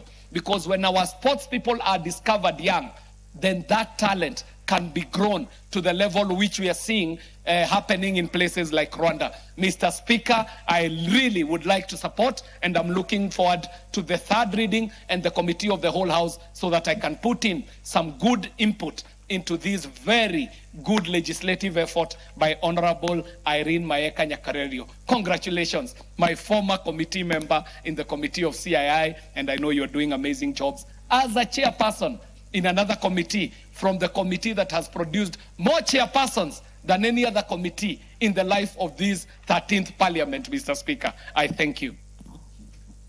Very well. Before the next speaker, let's acknowledge in the presence of both the Speaker's Gallery and the Public Gallery the following schools.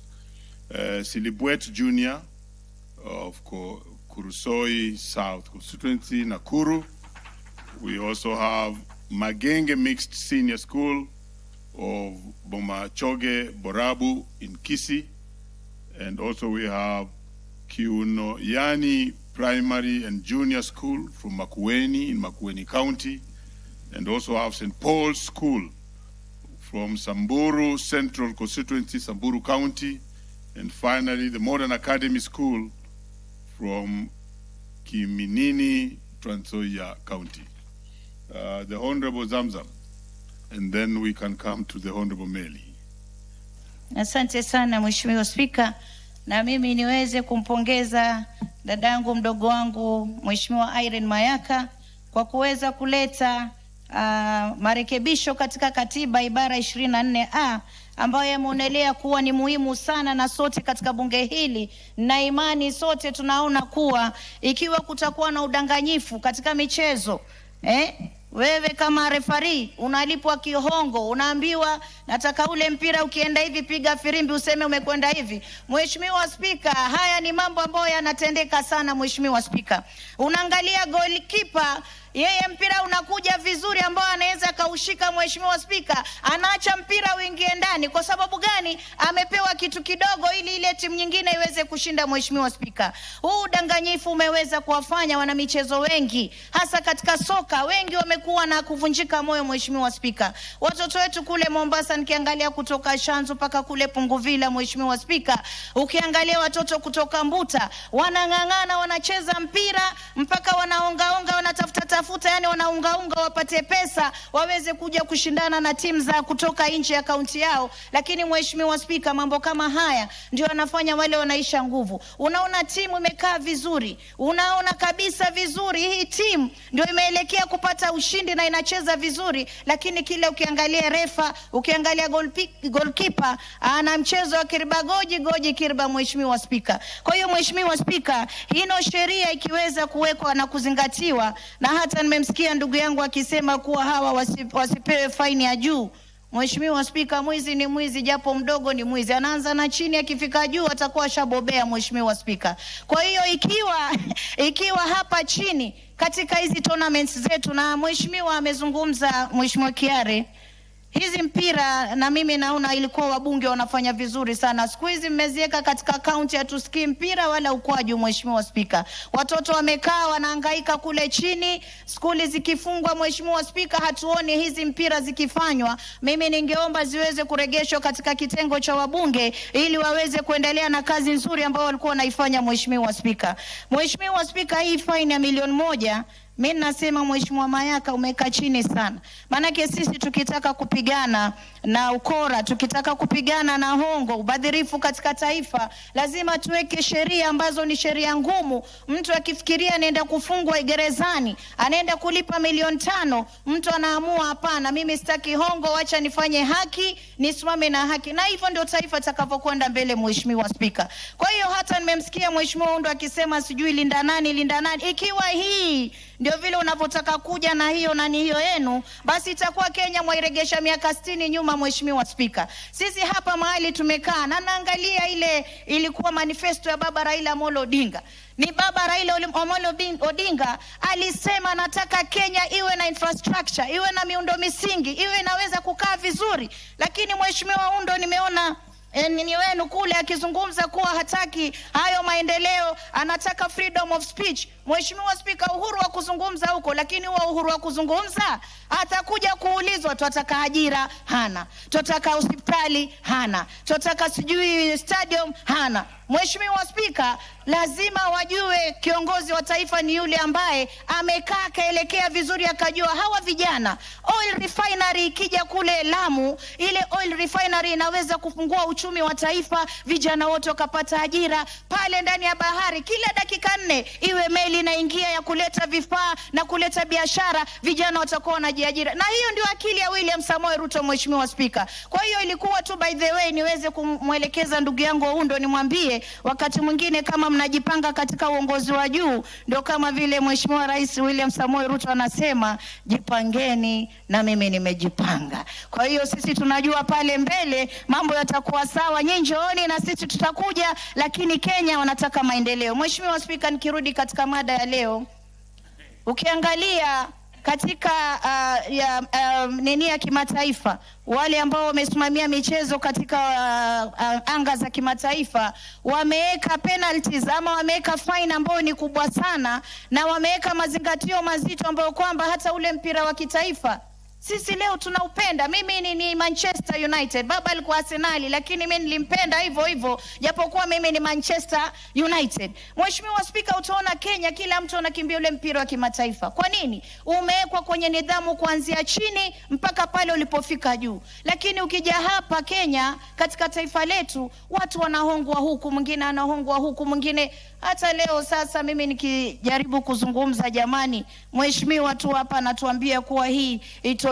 Jamani, inatolewa vipi? Sisi wenyewe tuwaona ni ndogo hii fine, kwa sababu tunataka na sisi tupate kina Ronaldo kutoka hapa Kenya. Tunataka na sisi tucheze mpira kama vile Cameroon, kama vile South Africa, na wengine wanabobea wanafika katika anga za kimataifa, Mheshimiwa Spika. Lakini hii match fixing na betting ndio zimekuja kuharibu hili taifa. Mimi kama hao mambo yanaendelea, mimi nazidi kuyakemea, na nikuambie Mheshimiwa Irene Mayaka, Kisii ama ni wapi kule Nyamira, msipomchagua huyu mama kama mama county wenu, tumregeshe hapa bunge, haya mambo mazuri anayopangia taifa hamtaweza kuyaona. Kwa hiyo mimi nakupongeza sana, na niseme Mheshimiwa Spika, mgema kisifiwa tembo ulitia maji.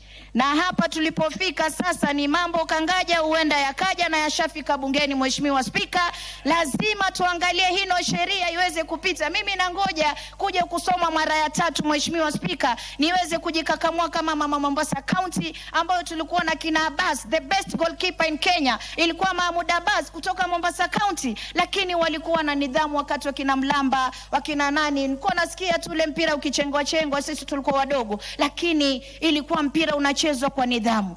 Saizi watu wamezunguka watoto wadogo wale, vingine wanawafanya vingine. Hata Mheshimiwa Mayaka, ni jambo lingine ambalo ungeweza kulieka pale. Wengine watoto wanaenda kucheza mpira vizuri, yule goalkeeper anarudi nyuma anafanya pia, yule ambaye anawafunza kule anarudi nyuma anawafanya mambo mengine. Kwa hiyo ni mambo ambayo tuangalie toka chini tunavyokuza talanta. Hii sheria iweze kufuatwa kwa msururu ambao uko sawa. Watoto wetu wakienda kucheza mpira pia waangalie viwanja vyao viko sawa. Ndio maana unaona hapa wengine hawataki kusema Mheshimiwa Spika, lakini mimi najua ile Talanta Stadium inawaumiza wengi sana. Haijajengwa pale Nairobi peke yake.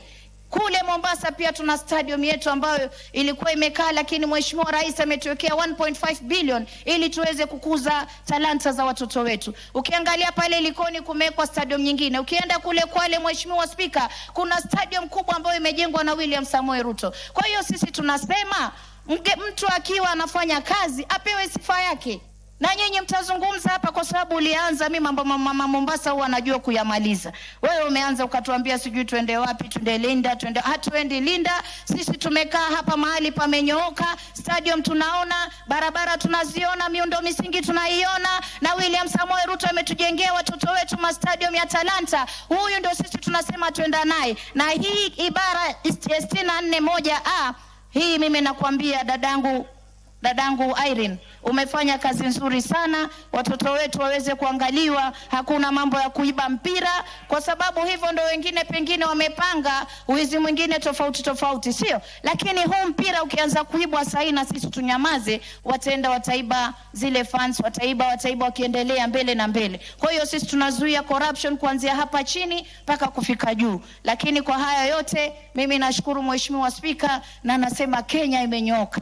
Na imenyoka. Uliona vile walikuwa confused jana kwa TV. Kenya imenyoka na William Samoei Ruto. Asante sana Mheshimiwa Spika. Kiswahili kali sana. Order members, let me further acknowledge in the presence of Speaker's Gallery the following schools: Nakuru East Primary and Junior School from Nakuru North Constituency, Nakuru County. We also have the Shiners Education Center from Keses constituency, Uasin Gishu. And let me give the Honorable Barongo to just welcome the schools. He also plays number 5 for Bunge FC, but you're not speaking on this now. Just welcome the schools. Thank you, Honorable Speaker. And thank you also for, praising my football prowess on the pitch. Let me also acknowledge your incredible talent. Recently, you have made moves that have really amazed a lot of us on that pitch. May you continue doing that. I would like to take great pleasure to welcome Magenge Senior School, seated in the gallery, and also to welcome the other accompanying schools to the House of Parliament. Magenge is one of the most popular schools in my constituency that has consistently posted excellent results over the years, preparing so many students and Kenyans for greater careers in their lives. I would like to welcome you to the House of Parliament. Here we oversight, we represent, and we legislate on behalf of Kenyans.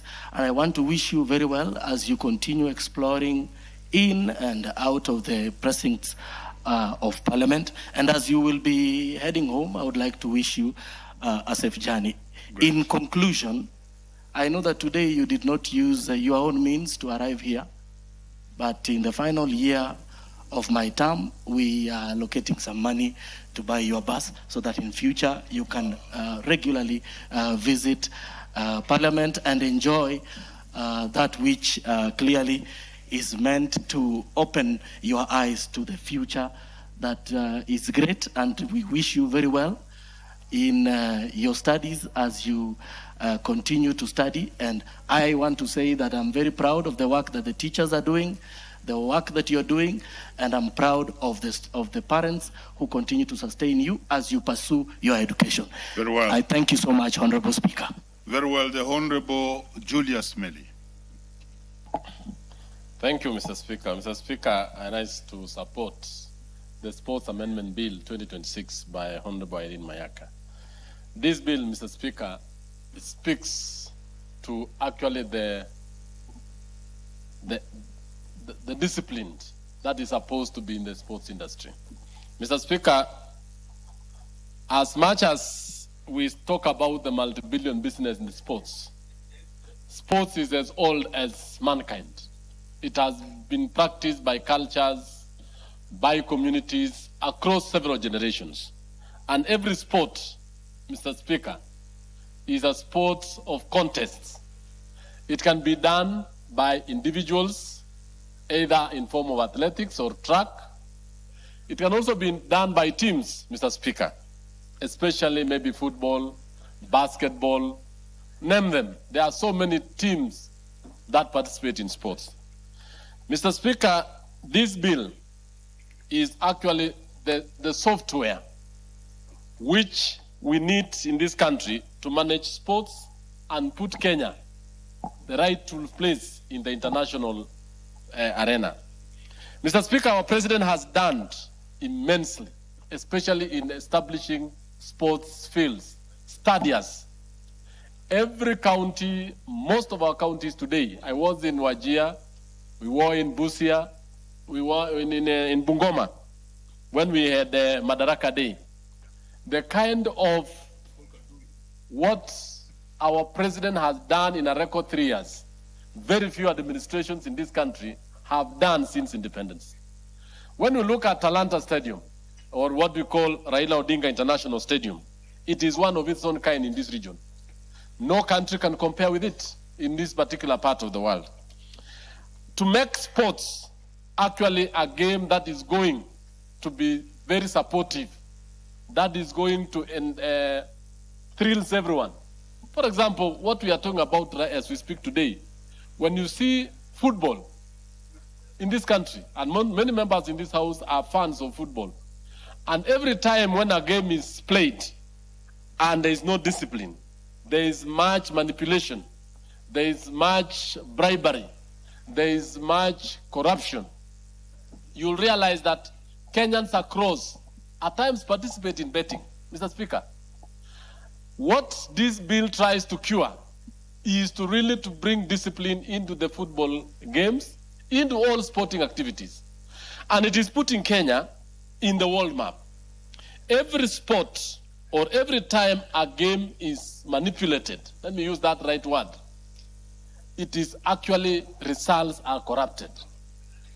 Every time a sport is bribed, the faith and the discipline and even the enthusiasm of the sports person or morale goes down. In effect, as a teacher, Mr. Speaker, you'll realize that students, fans fight and they cause serious injuries, even as a result of this manipulation. They even actually demotivates the players themselves. I've seen cases where we have match fixing. Match fixing actually kills the morale of the coach, it kills the morale of the participants, it kills the morale of the fans, it kills the morales of the sponsors, the people who give money to ensure that these games go on.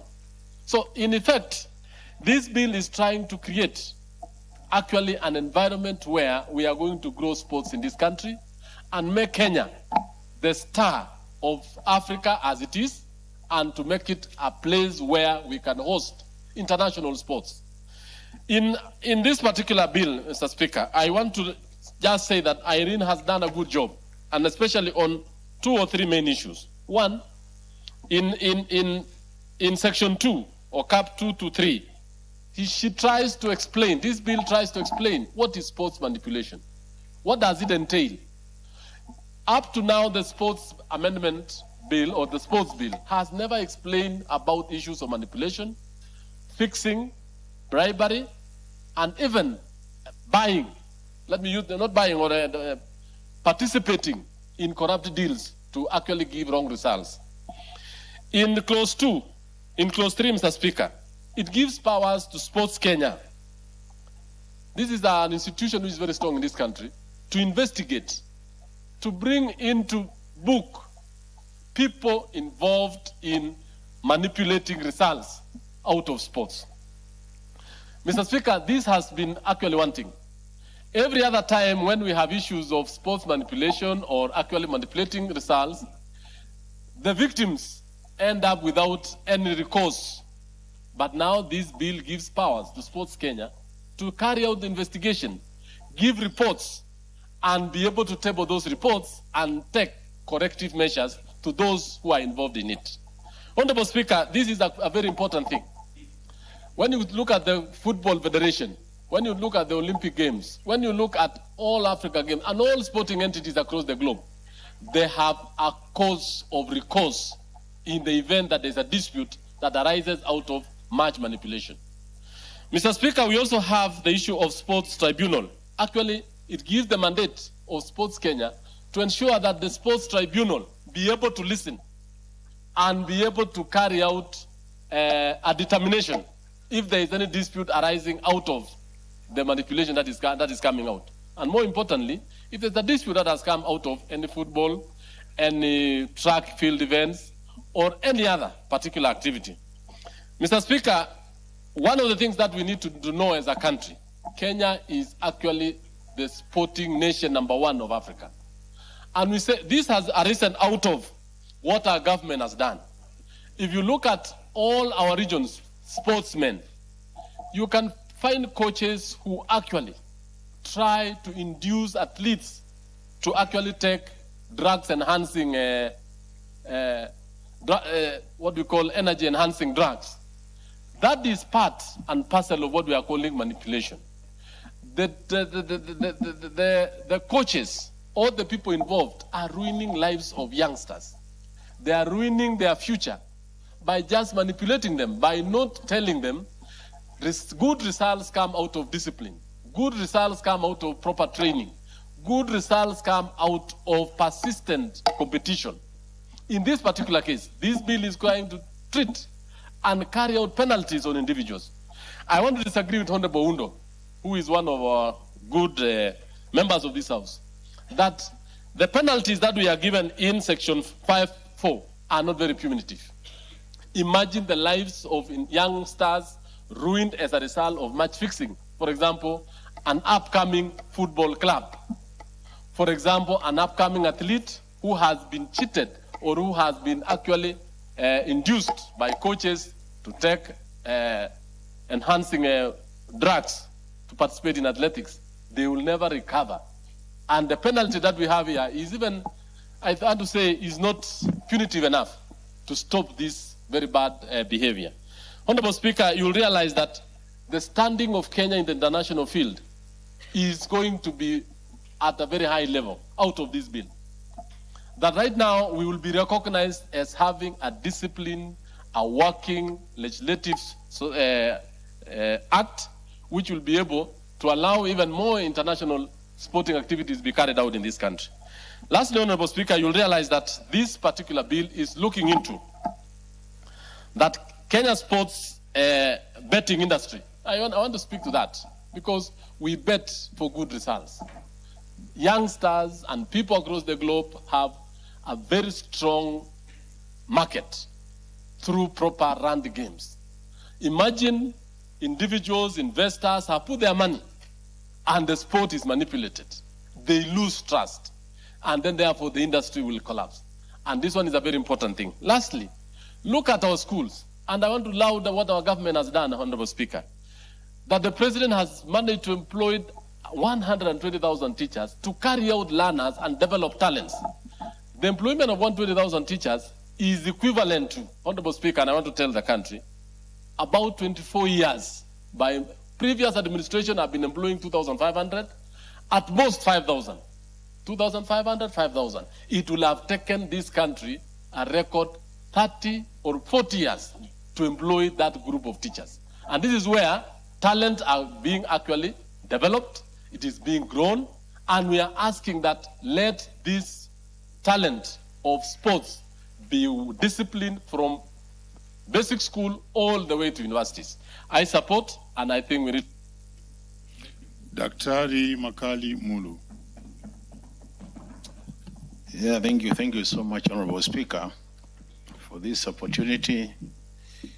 Honorable Speaker, I want to join my colleagues in appreciating the good work being done by Honorable Mayaka, who happens to be the chairperson of my committee.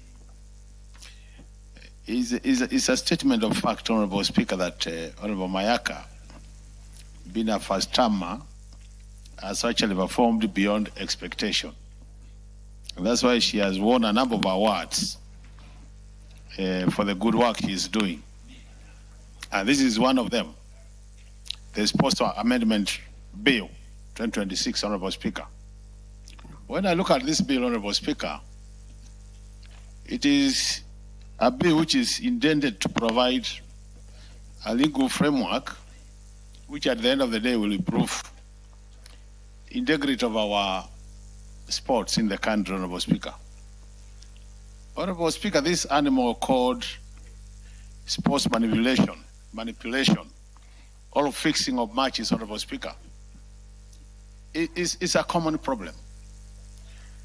And it should be of concern to every Kenyan, either a sportsman or a sportswoman, that this is happening. Why am I saying so, Honorable Speaker? This is because the manipulation, Honorable Speaker, renders a number of things some of the things become very, very useless. One of them, Honorable Speaker, is that we know it takes a lot of time to train to be an excellent sports person. And in a situation where we allow fixing of either a match or an event, Honorable Speaker, what happens is basically then, Honorable Speaker, that effort is actually not rewarded accordingly, Honorable Speaker.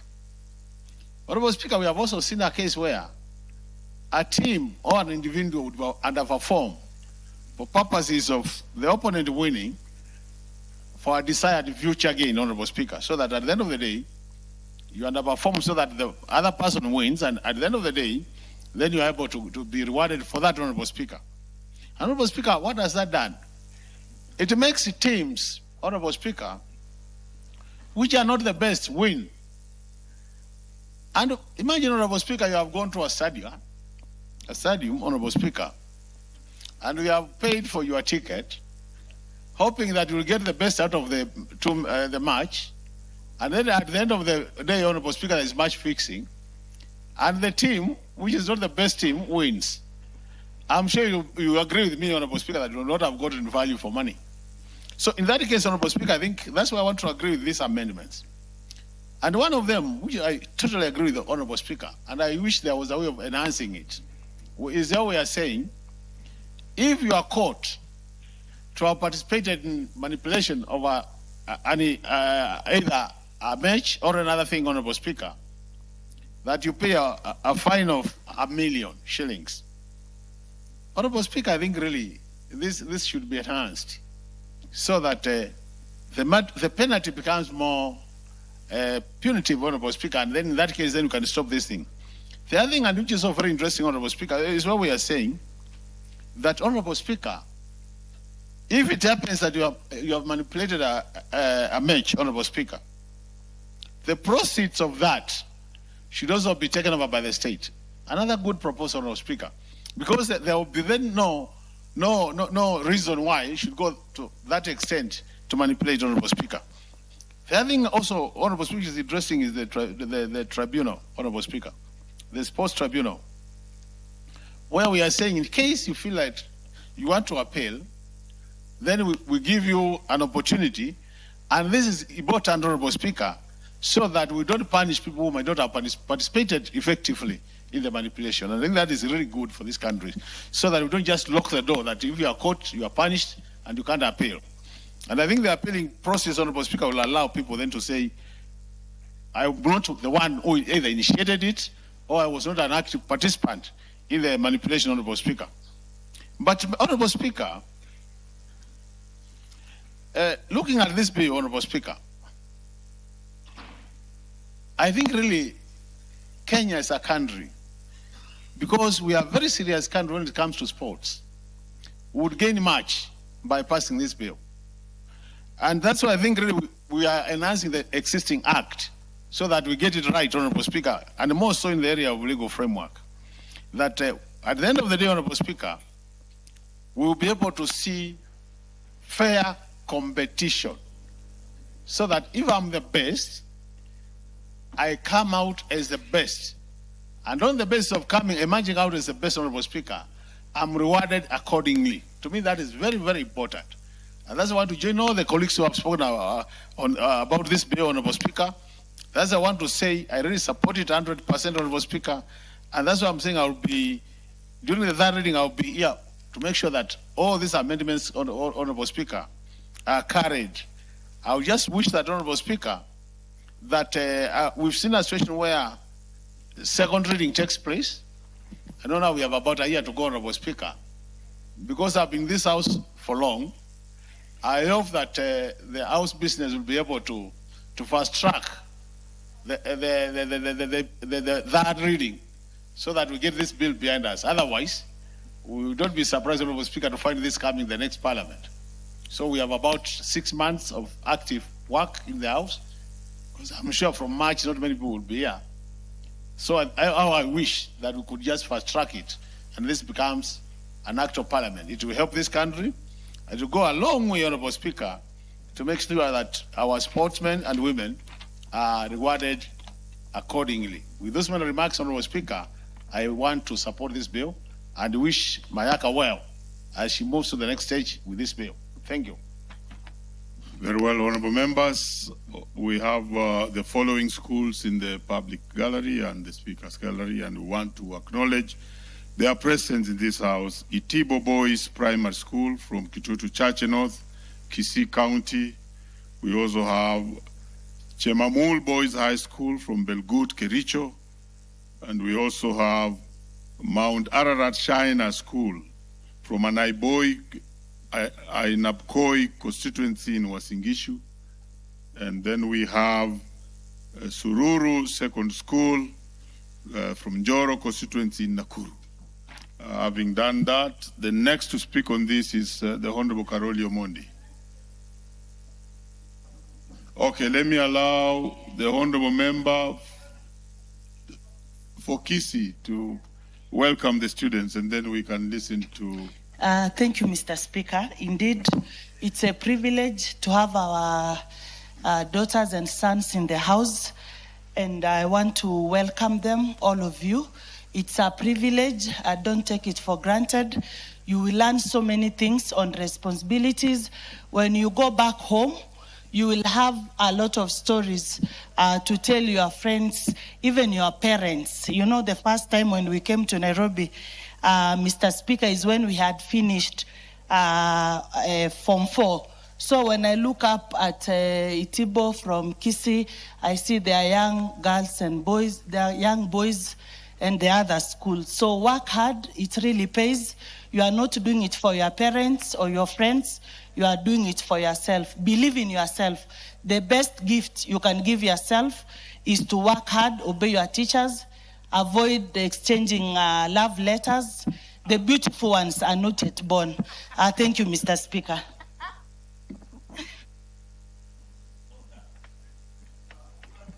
I would want to ask the Honorable Karoli, maybe allow other members to speak to this because you are representing the chair, and then we bring you later. So let's have Honorable Jalango. Thank you so much, Mr. Speaker. And I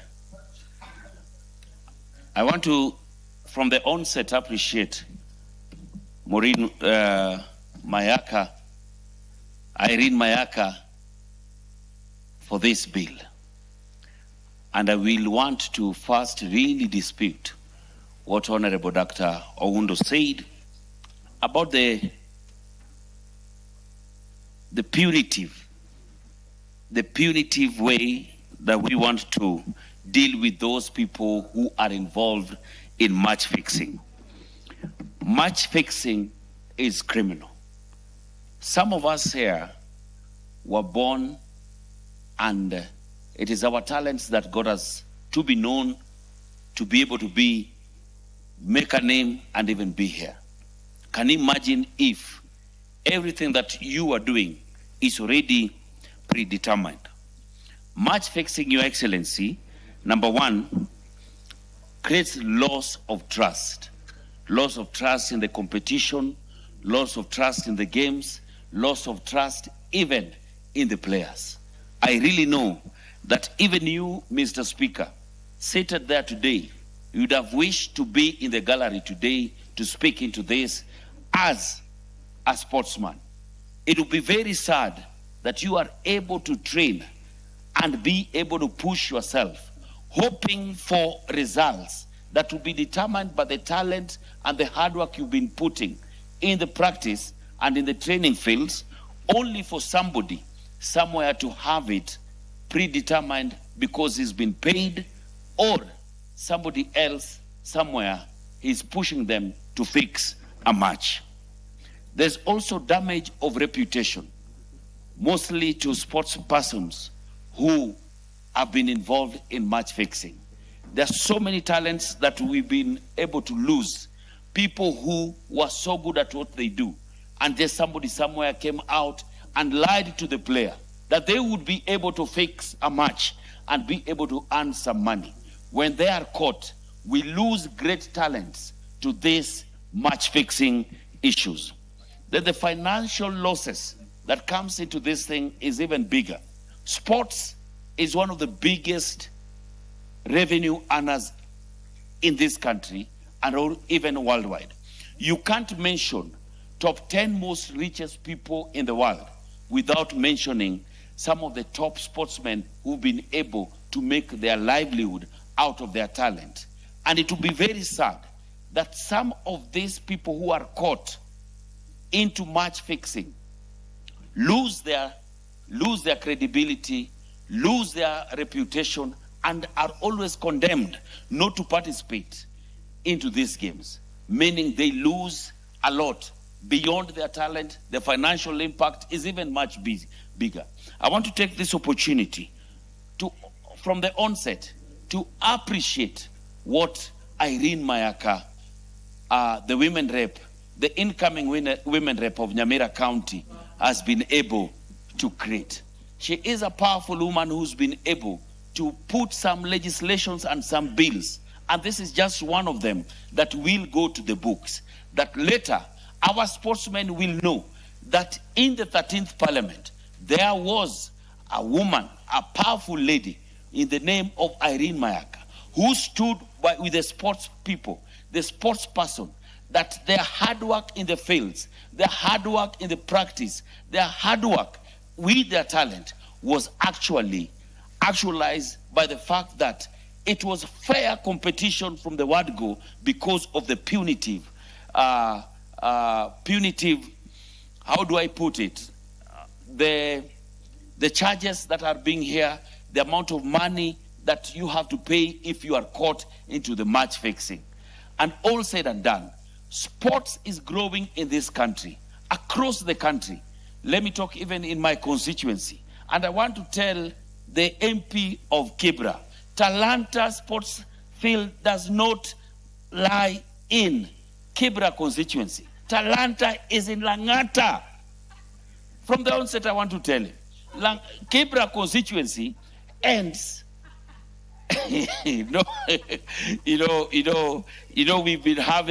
We've been having a back and forth around where does Raila Odinga International Talanta Stadium lies. It is in Langata constituency, Karen Ward. He should stay guided.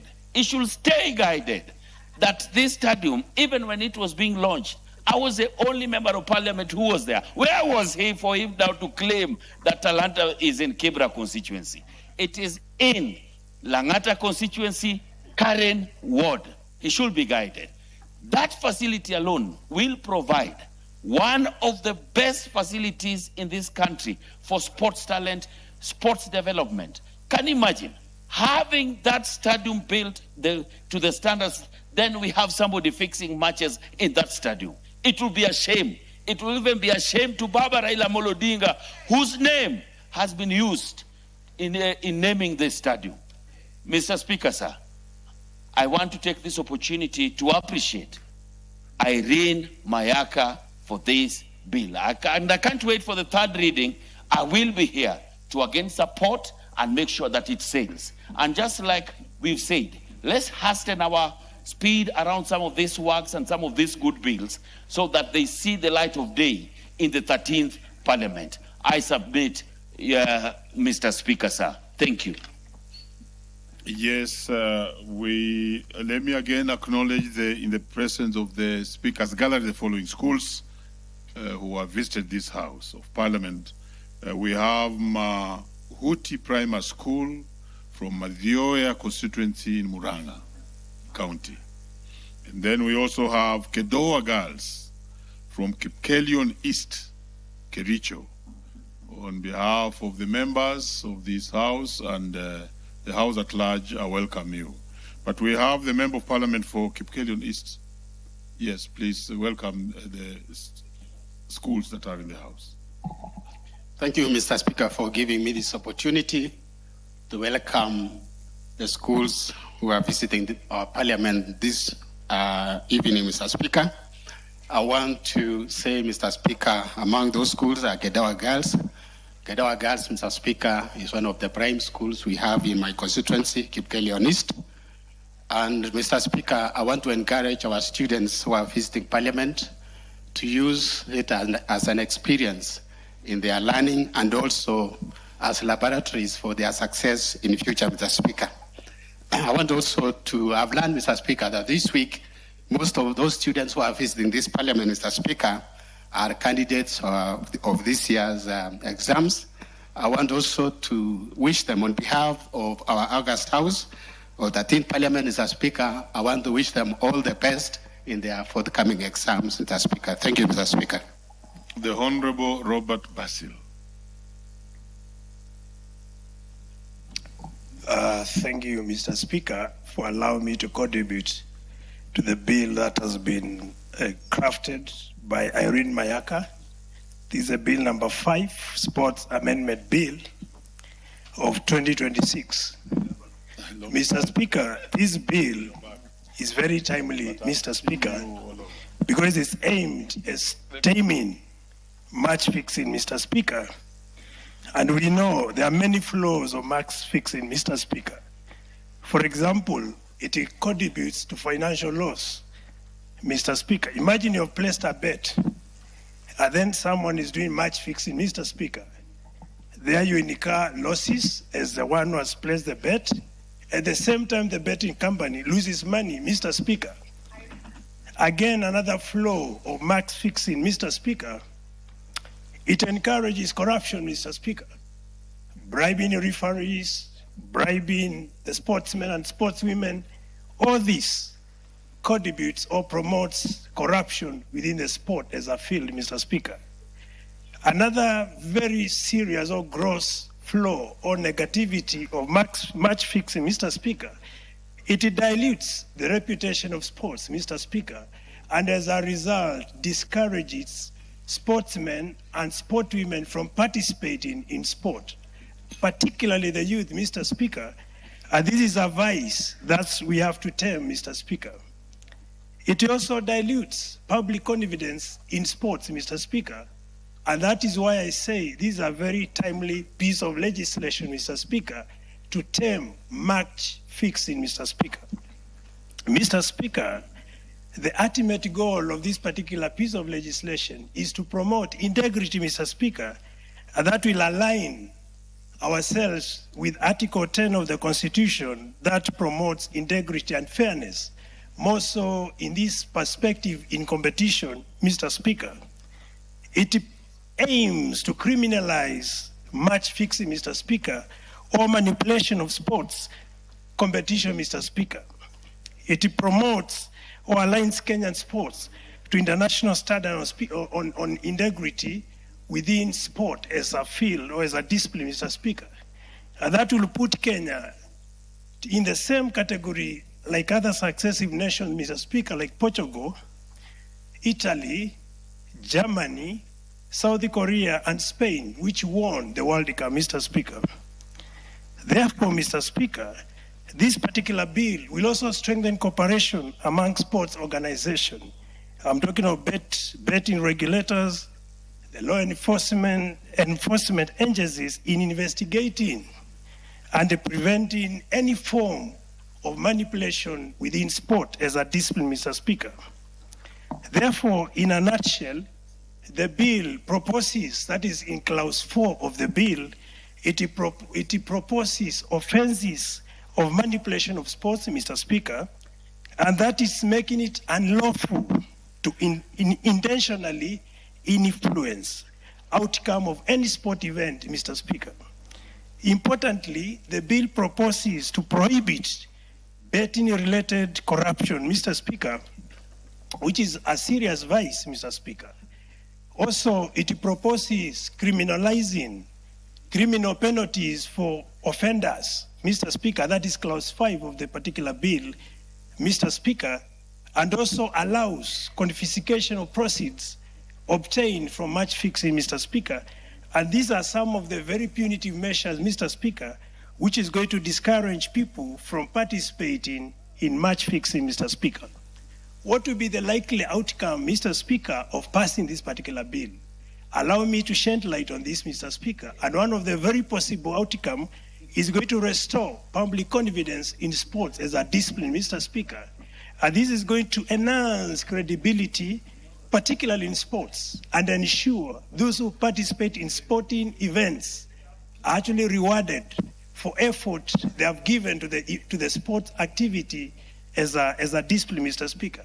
It is going to promote healthy competition in sports, and that is going to promote also fair betting and make also betting companies as well as those betting not incur and undue losses, Mr. Speaker, as a result of match fixing, Mr. Speaker.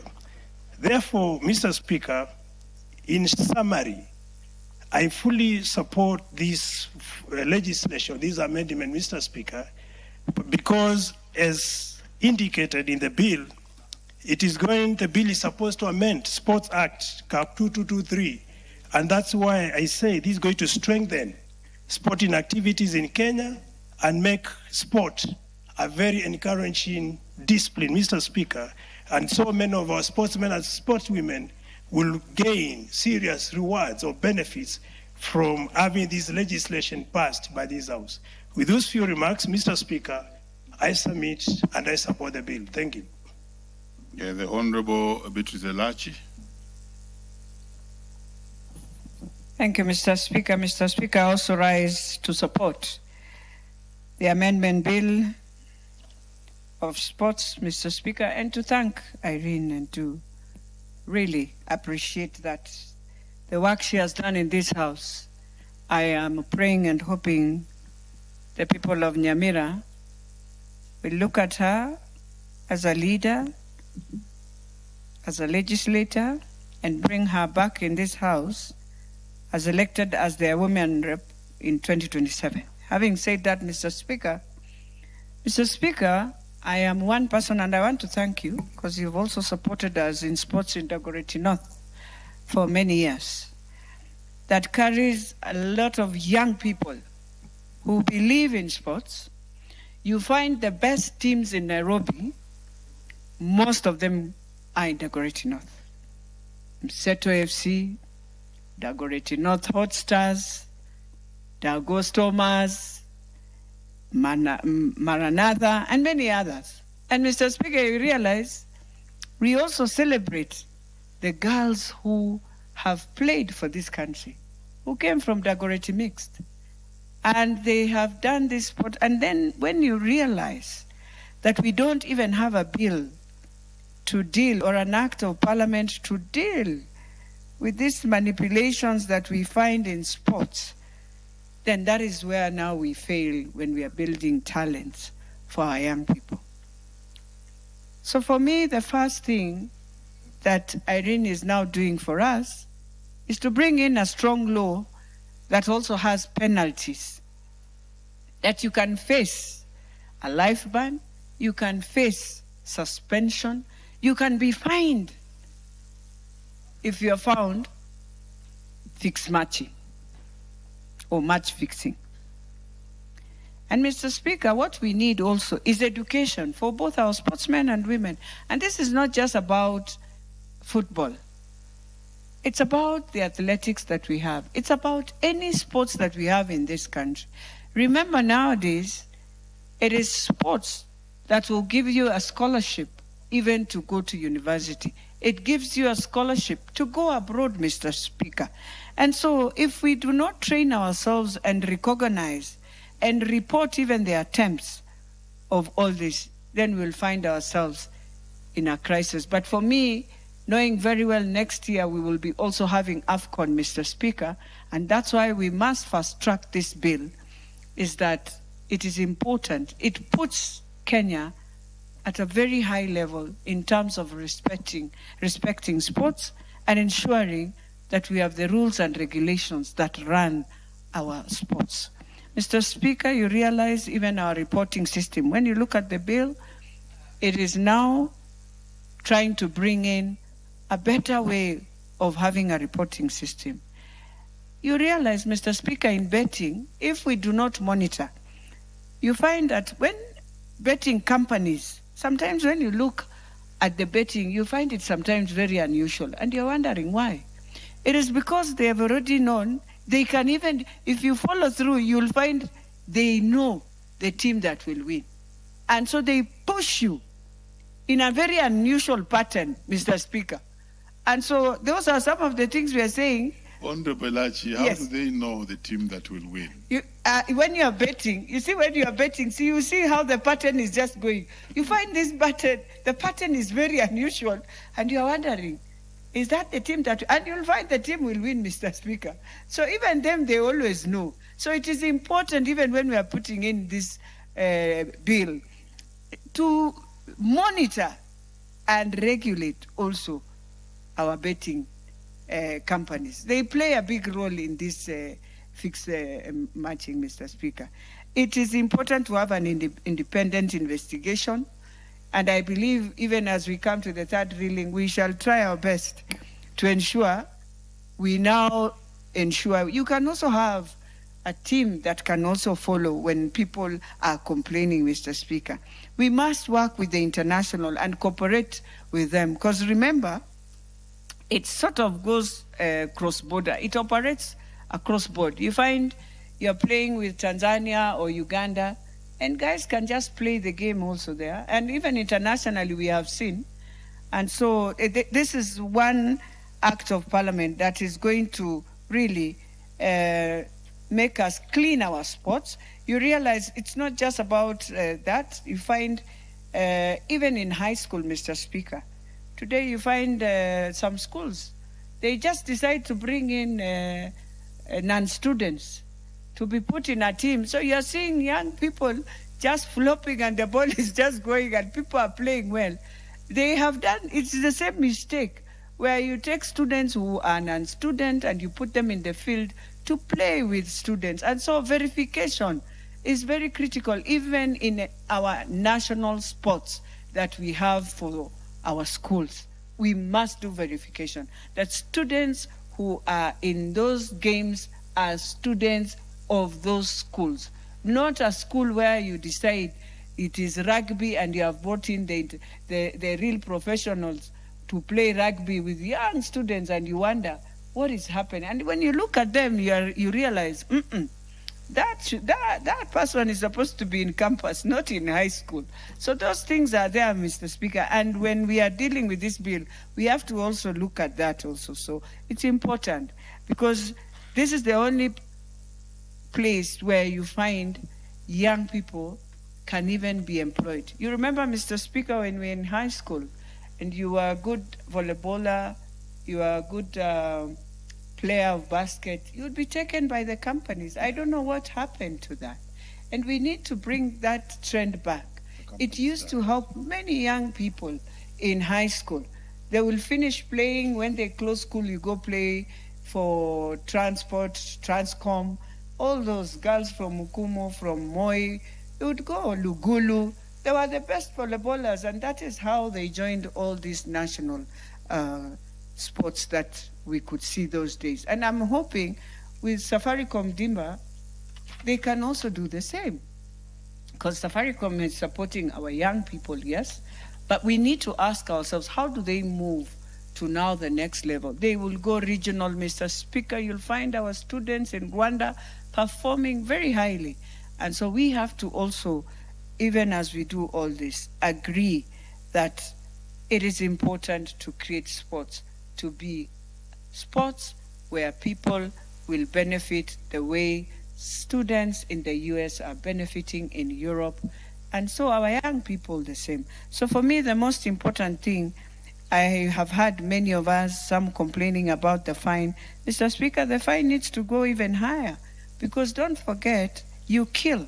You realize when you are banned in athletics, when you have done doping, you are banned sometimes life. You're given a life ban, Mr. Speaker. And so let us be serious. If we want to make this sector become a sector that can help our young people, let us put in rules and regulations and laws that can support the whole system, Mr. Speaker. And therefore, I want to thank Mayaka and to tell her it's not just me.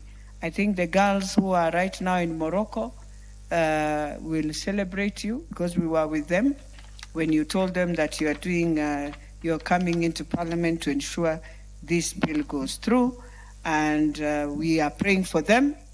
I am hoping the under-17 will perform, and I know they will perform. They've gone to the World Cup. This is the second time they are pushing themselves. So let us wish them well and let us support them as much as they are far. They are not far, they are in Morocco, but let us support them.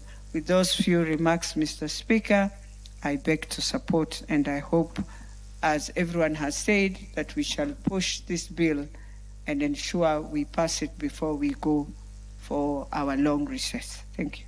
The Honorable Umi Harun.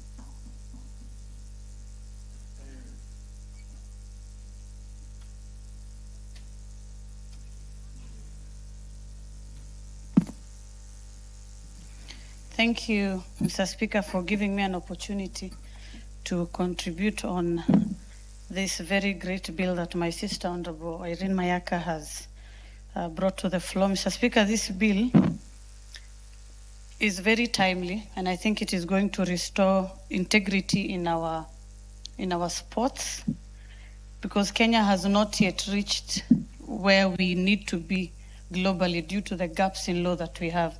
Mr. Speaker, countries like Spain have fielded young boys below the age of 18 who even represented them to the level of the World Cup, which was just played recently. Yes, that boy was called Kubasi.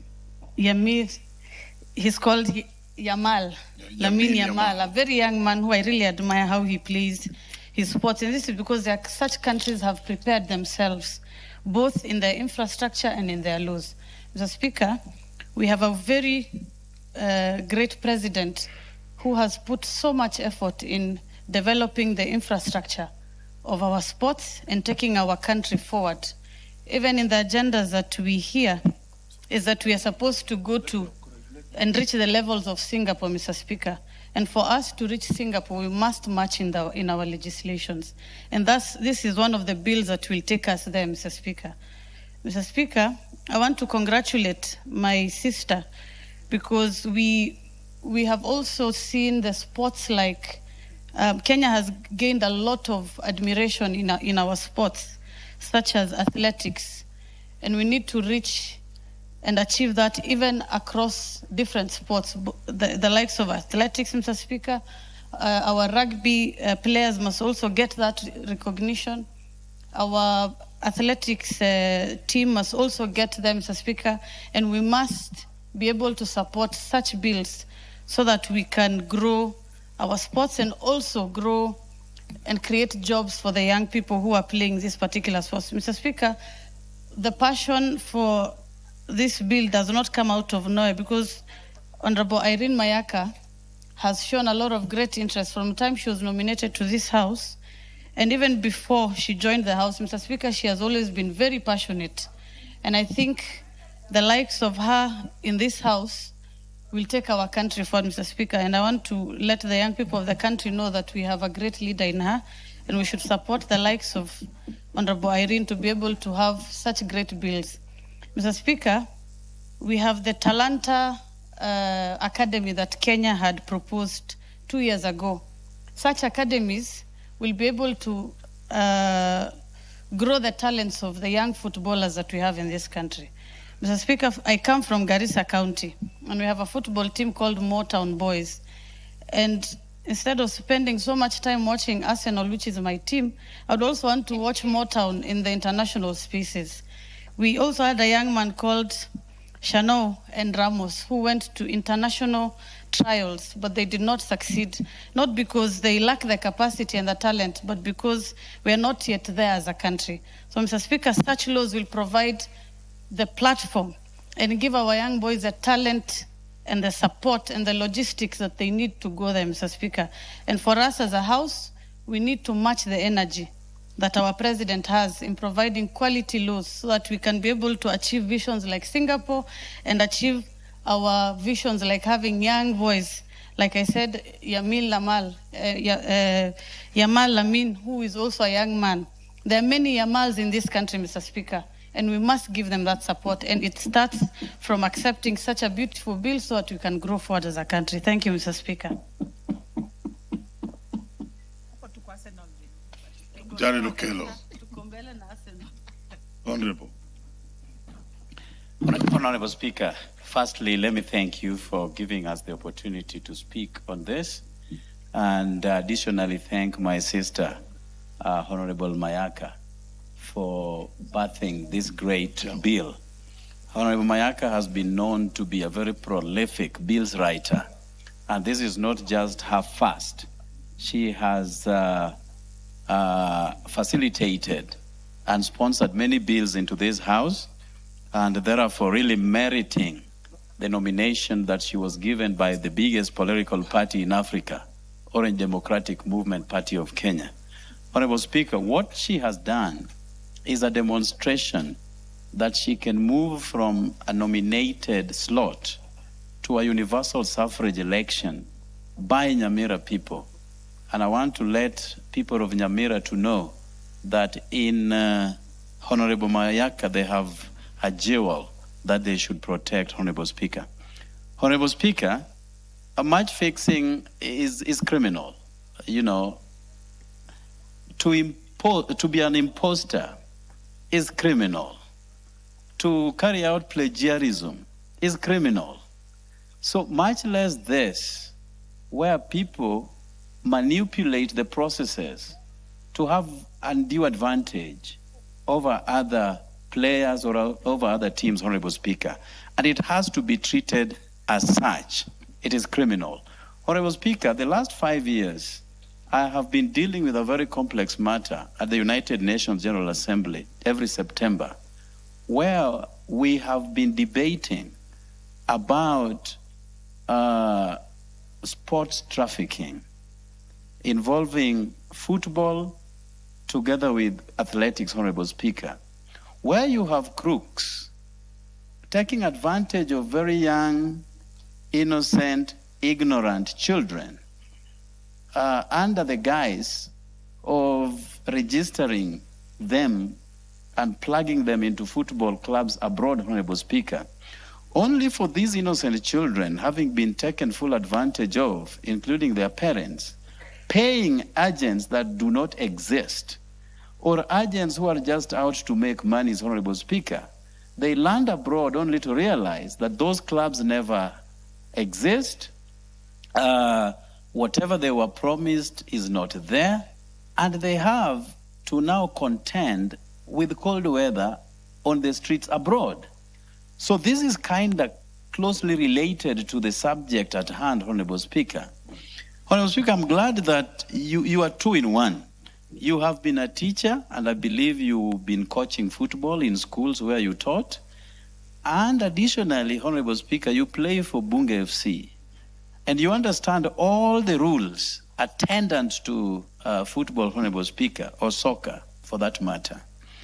And you have seen firsthand how certain times people use crooked means to unduly give themselves a win, Honorable Speaker, something which is criminal and has to be treated very much as such, Honorable Speaker.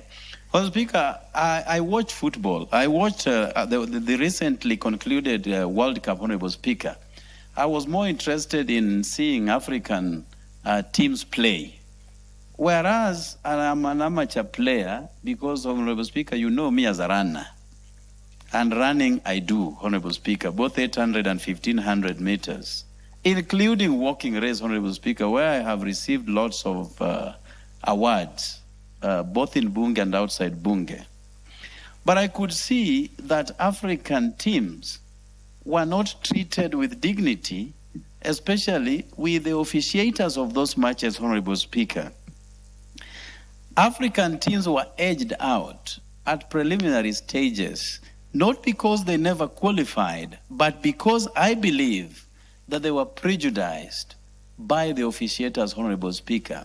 I watched the last one, the Egypt versus, I think, Spain, and I could see, Honorable Speaker, that they did not have to be edged out at that particular level. At least Morocco proceeded to the 16 rounds, Honorable Speaker. But we could have done much better if everybody played by the rules and no one enjoyed any advantage over the other, Honorable Speaker. Honorable Speaker, match fixing must therefore be addressed. We have FIFA, which is charged with the responsibility of regulating everything around football, Honorable Speaker.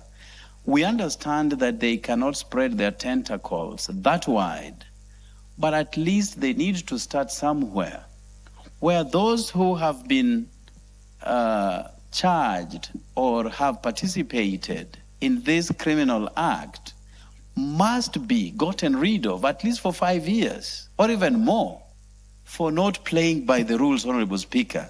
But we haven't seen FIFA flexing its muscles and using its teeth to bite where it should, Honorable Speaker. And those rules that should be enacted by FIFA should be cascaded downwards, even to the smallest of clubs in our villages, Honorable Speaker. Honorable Speaker, having been a teacher and a football coach as such, we have seen numerous times schools playing against other schools, and those who qualify are not really the best of teams that should qualify, Honorable Speaker. I have seen many times in this country every year certain schools lodging complaints with tribunals, sports tribunals, Honorable Speaker. And a few times I have seen those decisions tinkered with, those decisions disturbed by the tribunals, so that the rightful candidate, the rightful school, should be given the award, Honorable Speaker. And if our children have to be subjected to this kind of match fixing at that tender age, Honorable Speaker, where schools advance, not because they are the schools that qualify, but they were unduly given the win, Honorable Speaker. So these are people who are going to grow up knowing that in order to get anything in this world, you do not necessarily have to play by the rules. So we have to start somewhere as a country, and this is a very starting point. This bill that has been brought forth by my sister, Honorable Mayaka, Honorable Speaker. The penalty that has been preferred here, I believe that my sister, Honorable Mayaka, will be able to relook into it, or rather I will push an amendment that we can move it from 1 million to 5 million shillings, Honorable Speaker, so that the rightful winner is given the opportunity, and not people who do not qualify, and at the end of the day, get what is not theirs, Honorable Speaker. Everybody should play by the rules. Everybody should be subjected to our laws as a nation. And this is going to be a very good starting point. If we do so, Honorable Speaker, probably this is going to be the first time in our history that Kenya will qualify for World Cup.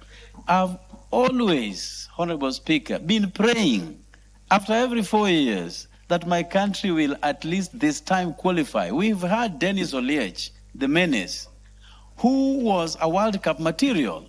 We have had Olunga now, a World Cup material. But because of all the gerrymandering and crooks who ran the show, deny Kenya an opportunity to appear at the World Cup, Honorable Speaker. But let me pray and believe and hope, not against hope, but hope, that one time in our lifetime, Kenya is going to represent us as a nation in the World Cup, Honorable Speaker, sooner than later. I thank you for the opportunity, Honorable Speaker. I hope you will stay to see Kenya play the World Cup. But Honorable Jared, when you are introducing me from the football circles, I'm not ordinary. I am actually an ex-international, because by 1988 I'd had a call in the national team. Let's listen to the Honorable Patrick and then Jack Wamboka. Thank you, Mr. Speaker, for giving me this opportunity. And I wish to congratulate my sister Irene Mayaka for this amendment. It is a timely amendment, Mr. Speaker, and more so given the influx of betting. And I believe this bill should have been here long before this craze of betting came up. Mr. Speaker, I personally used to run a tournament called Osero Cup before I came to this August House. And Mr. Speaker, I can see you smiling, but it had 48 teams. And we managed to actually get 2 boys to play in Shabana. One is called Matthew Tegsi, and the other one I've forgotten the name. Just from that upbringing. So I wish to say that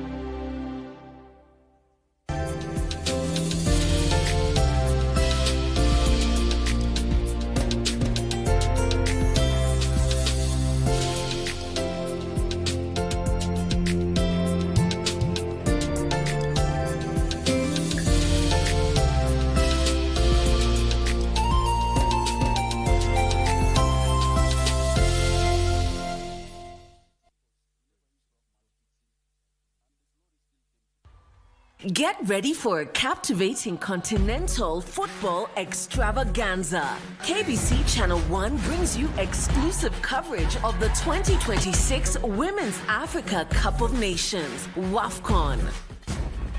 From Sunday the 26th of July to Sunday the 16th of August 2026, welcome to Morocco!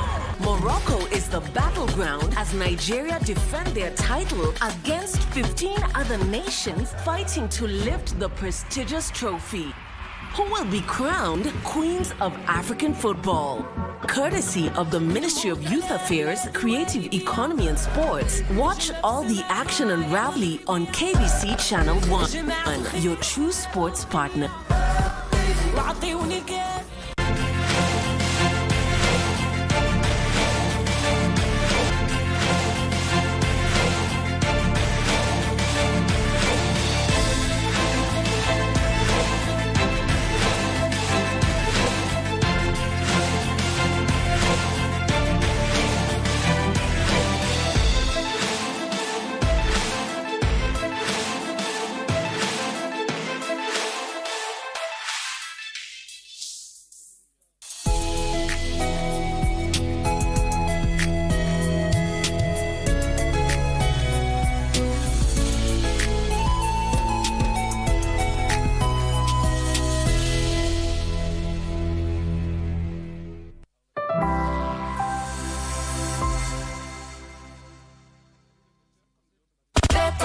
DJ pull up the vibe, getting fun.